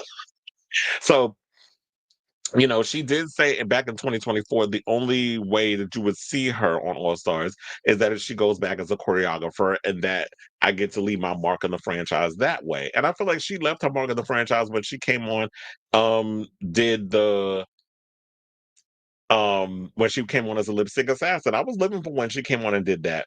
But I would love to see her come on and compete. I think it's time. I mean, All Stars 11 is already wrapped, so she'd have to come on and do All Stars 12 whenever they decide. Well, I guess they'll be filming that in 2026, but I would love to see her on there, excuse me, around that time. But I've been saying that, like, I don't understand, like, why RuPaul's Drag Race, when it comes down to like choreographed numbers, why didn't you have some of the girls come back and come on and do like the choreographed numbers like y'all did with Alyssa Edwards at one time? Like, y'all can have Alyssa, y'all can have a Laganja, or any of the girls that y'all know are really good at coming up with choreography that are well, doesn't Laganja, actually, she comes from the Alyssa Edwards School of Dance and all that stuff. So they kind of were like in a thing together at one point. And I almost forgot that.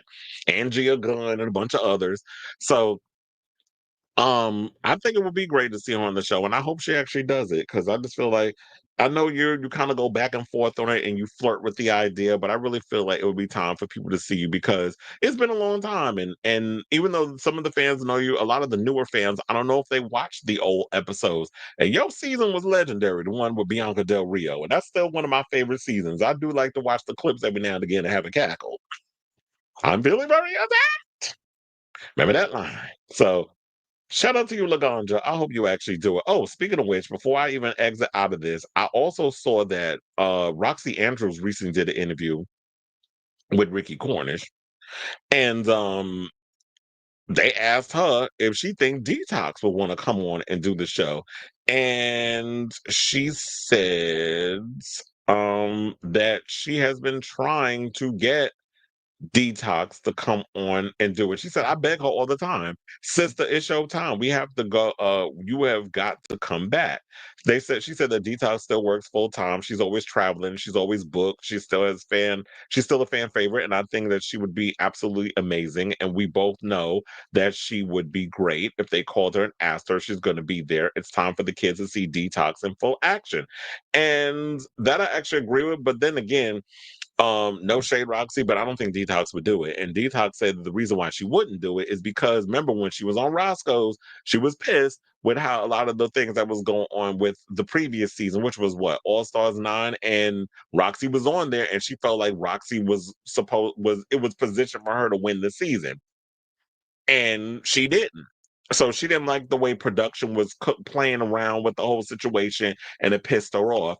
And so I don't know if she would want to do the show. And yeah, if Detox is out here busy, booked and busy, and she ain't got time for Drag Race, then I don't think that she should do it. But I would love to in my head, like, I would love to see Detox come on, because I would love to see how she would perform in that bracket situation against some of the other girls on the show. So I definitely hope that she does it and kind of gets past this whole thing of the way that um Roxy was treated, because that's her girl. But we'll just have to see down the road. So yeah, I definitely want to hear from y'all what you guys think of this story. Would you like to see Lagonda, and would you like to see Detox? Since I decided to bring that in, because I almost forgot about that. On a future All Stars season, possibly 12. So let me know what you guys think of this story in the comments down below. It's like, come through lyrics. I was surprised I remembered that. But then again, I'd be surprising myself a lot of times. Um, all right, now speaking of spin-offs and things and all stars, because this technically is a all stars type show. Looks like Michelle Visage got herself a new gig. So in addition to hosting the Drag Race Down Under, Miss Mama has been chosen to actually host their first versus the world season, which I'm actually surprised that they were even considering doing a Down Under versus the World edition. So, according to Variety, Michelle Visage will host the inaugural season of Drag Race Down Under versus the World. Joining Visage are actor and comedian Reese Nicholson and season 4 winner Lazy Susan. Okay, I love that name, by the way. The series is set to air on Wow Presents Plus in the US and select territories and Stan in Australia. World of Wonder co-founders Fenton Bailey and Randy Barbato said, "We couldn't be more excited to expand the Drag Race legacy. We're going totally global as local legends face off against global icons. Down Under versus the World promises a season packed with unfiltered moments, fashion, as they like to say, and lip syncs that will leave no lash unglued. RuPaul's Drag Race Down Under versus the World will see fan favorites from Drag Race Down Under go head to head with sickening queens, all vying for the ultimate crowd. The series will deliver a global twist and feature a star guest lineup, also new looks, louder drama, legendary lip syncs, and all that good stuff. So now they also said, also happening this week in the Drag Race universe, Drag Race France All Stars is said to have its season finale on August 28th. Damn, this show was wrapping up quick. And they said Drag Race is also nominated for Outstanding Reality Competition Program this year, earning its 9th consecutive nod in the category. It's the most awarded reality competition show at the Emmys with 5 wins in the category. The show and its spinoffs earned 10 nominations this year overall, including for Unstructured Reality Program, for Untucked, Makeup for Variety, for a variety nonfiction reality program, lighting design, direction for the series, picture editing for Untucked, for a structured reality program, so on, so on. So a lot of technical stuff. But yeah, the show was doing really well. And here's the thing. I told you I was not a big fan of Down Under. Even when RuPaul was doing it, it just wasn't resonating with me in some sort of way. And I don't even think he was really feeling it. But I think when Michelle Visage took it over last season, I saw something different. The energy kind of shifted. It was more fun. She comes out in full drag regalia. And I was like, you want to know something? Michelle's definitely good at this. So I feel like all the ones that RuPaul doesn't want to do, let Michelle host it. And I mean, quiet as it's kept, I would have loved if y'all would have had somebody like oh my God, Courtney Act had her or something to host it, but we already know there's drama with her and RuPaul and other stuff, so apparently they won't let her host it. But she would have been, I feel like, would have been a good host for the show because she's familiar territory. She's an icon within the whole drag race scene, of course, doing Pop Idol and that sort of thing. But it would have been great to see a drag queen actually host it. But if you're gonna get somebody close enough, it would be Michelle. And I thought, like I said, that was the first time I actually watched a full season of Down Under all the way through when she was on there. So I'm actually looking forward to seeing what they're gonna bring and who they're gonna bring on this version of the Versus the World franchise. So with that being said, I definitely want to hear from y'all. What do you guys think of this story regarding Michelle Visage hosting Drag Race Down Under versus the World? Is this got you excited, or is it, okay, this is whatever, another regular ass Drag Race spinoff that they about to just pop on the Wow Presents Plus? So whatever your thoughts are, let me know in the comments down below.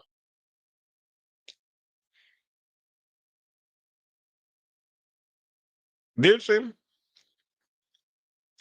I have to look at that. I mean, you probably might be right about that. Kiara Annex, how you doing over on the Twitch? All right, y'all. So let's get to our final topic, and let's go from Drag Race to Drag You Love. Because I've been waiting too damn long for this. I'm like, girl, where has this show been? So apparently we're getting Drag of the Boulay Brothers Dragula Titans, and we actually got a release date. It's supposed to be coming out on October 2nd. Oh, sorry, October 7th. Well, I was like, where I get the second from, Chair? So I'm actually excited over this bit of news because y'all know I love Dragula, but I be feeling like y'all be taking too long. And maybe we need that because when we get so oversaturated with drag race, it makes my anticipation for Dragula go up even more. So the Boulay Brothers Dragula Titan Season 2 is coming to Shudder and AMC this October with a cast of returning finalists and fan favorites. But be warned, no faithfuls are coming to this castle. Only treacherous monsters who, instead of defying gravity, want to rule over the underworld. Now, following the first edition of the Boulay Brothers Dragula Titans, which culminated in the crowning of Victoria Elizabeth Black as Queen of the Underworld, a second season is underway with 14 drag artists described as top top 3 finalists and fan favorites from previous cycles of the Dragula saga, with Dragmorda and Swanthula Boulay returning as hosts, producers, and directors. These drag monsters will crawl their way back into this competition to face new design, performances, and makeup challenges inspired by horror, science fiction, fantasy, and the supernatural. In the end, only one queen can win a cash prize of $100,000 and the title of Queen of the Underworld. So they basically went on to also say that season 2 of the Boulay Brothers Dragula Titans aims to take the show to depths and heights it is yet to explore, bending high concept drag artistry with outrageous physical challenges that force competitors to confront their deepest fears. From shocking twists and brutal exterminations to rivalries that rage through the finale, this season redefines what it means to be a Titan. So a monstrous lineup for horror / genre royals will also appear as guest judges on this new season of Boulay Brothers Dragula Titans, which is funny how we got all the guest judges, but we have no idea who's competing on the show, which this got me actually excited. So we got Jennifer Tilly, who I believe is going to be doing the premiere. David Dastmalchian, who I love a lot of the stuff that he's in, but he's always a part of the judging cast. Peaches Christ, who I love. Katie Siegel, Todd McFarlane, Don Mancini, Bonnie Aarons, Akila Cooper, Ryan Turek, Twin Temple, Steve Orlando, James A. Janice, and Chelsea Rebecca, and none other than the season 1 winner herself, Victoria Elizabeth Black. I'm surprised I didn't get any other drag queens to come on the show, but it looks like they're trying to go for like judges.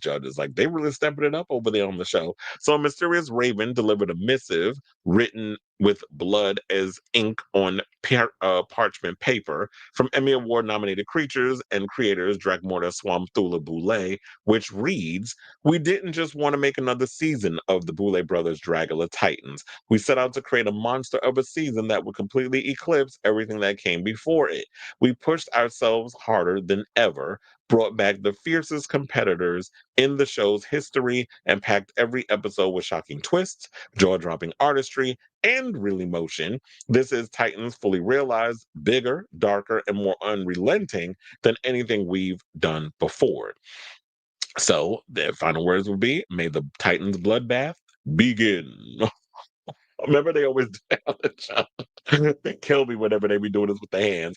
But I love the show. I just love, Halloween is like one of my favorite times of the year. I've always loved horror and stuff, and I love the fact that this show and that Shudder actually celebrates queer people in horror or who love horror and stuff. So I love that that's the one streaming service that actually shows or pays homage to the queer community in regards of like horror or drag community. So I'm looking forward to seeing who the queens are that's going to be on this show when they make that announcement, and also seeing an awesome trailer on how they put everything together, because I'm sure like if they saying all of this that it's going to be all the blood sweat and tears and everything they put into this, and how they just want to make another simple Titan season. They wanted to step their game up, or to borrow from Drag Race, step your pussy up. If they willing to find ways to do that and make it exciting for us fans to watch, then I'm here for it. So I definitely want to hear from y'all. What do you guys think of this story? You excited for this upcoming season of the Boulay Brothers Dragula Titans? Like I said, it's coming out and not next month, next week in September. So we are about a month away from this new season. I'm pretty much excited. I'm glad it's coming out around Halloween time. It's probably going to end around December, and then hopefully right after that, we'll get a new season of Dragula shortly behind. That whole situation, because it's been a minute since we had a regular season of the show. So thinking maybe a year, just about, or 9 months, because it came out last year. So I definitely want to hear from y'all. Let me know what your thoughts are on this story in the comments down below. Oh, wait. So before we get up out of here, I got to show y'all this picture. So apparently, speaking of horror and things coming out in October, remember that monster series over there on Netflix that Ryan Murphy's behind? Like last year, we had Jeffrey Dahmer. Well, this season we're getting Ed Gein, or Gein, however you want to say it. I always say Ed Gein, who has been inspired by a lot of movies have been inspired by him. Silence of the Lambs, the Buffalo Bill character, also Leatherface from the Texas Chainsaw Massacre. There have been many characters that have been inspired by Ed Gein. I'm gonna just stick with what I always call him, Ed Gein, and what he's done. So Charlie Hunnam is actually playing Ed Gein in the series, and they unleashed maybe like before I even went live with the show, the poster for the upcoming season, which is set to air next month. And so yeah, October, well, not next month. I don't know why I keep thinking we're already in September. So yeah, it's literally a month and a day after my birthday, which I'm September 2nd, October 3rd is when they're going to be dropping the series. I'm definitely going to check this out. I can't wait to see a trailer if they haven't released one already. You know, I already had like my mixed reviews in regards of how I felt about um the other movie, the previous monster series with Jeffrey Dahmer. I was kind of like, is because it was how this man was targeting black gay men or gay men of color. It just made me feel a kind of way, and I just didn't like the whole, like I didn't even finish the show. That's how much it just kind of. So I just wanted to kind of give you all a look on the poster, and if you guys have not seen it, and I'll definitely be checking it out. But I'm looking forward to seeing like the trailer when it drops, and I'm sure it'll be dropping soon. And you know, I always side eye Ryan Murphy with his melodrama, but this looks like it might be a good one, and I hope it's a good one because a lot of people saying like, did he fall off? What happened to Charlie Hunnam? I'm like, he's playing a serial killer for Netflix, like he's working. So, yeah, I'll definitely be checking that out. And Echo Black says I will be watching, as will I. So, and we'll probably do a review of it on the show. But anyway, sorry guys. Just to let you know we're at the end of the show. I gotta get up out of here. Definitely check out be on the lookout for another episode of Chris Evelyn Unfiltered. Thank you all for tuning in. Love you all for watching. I'll probably see if I can come on. I'm not gonna be able to come on tomorrow because I'm gonna be busy, but I'll see if I come on Friday with another early show because you know this week is gonna be crazy for me. So yeah. Love you all for watching. Thank you all for tuning in. And until next time, ciao darlings.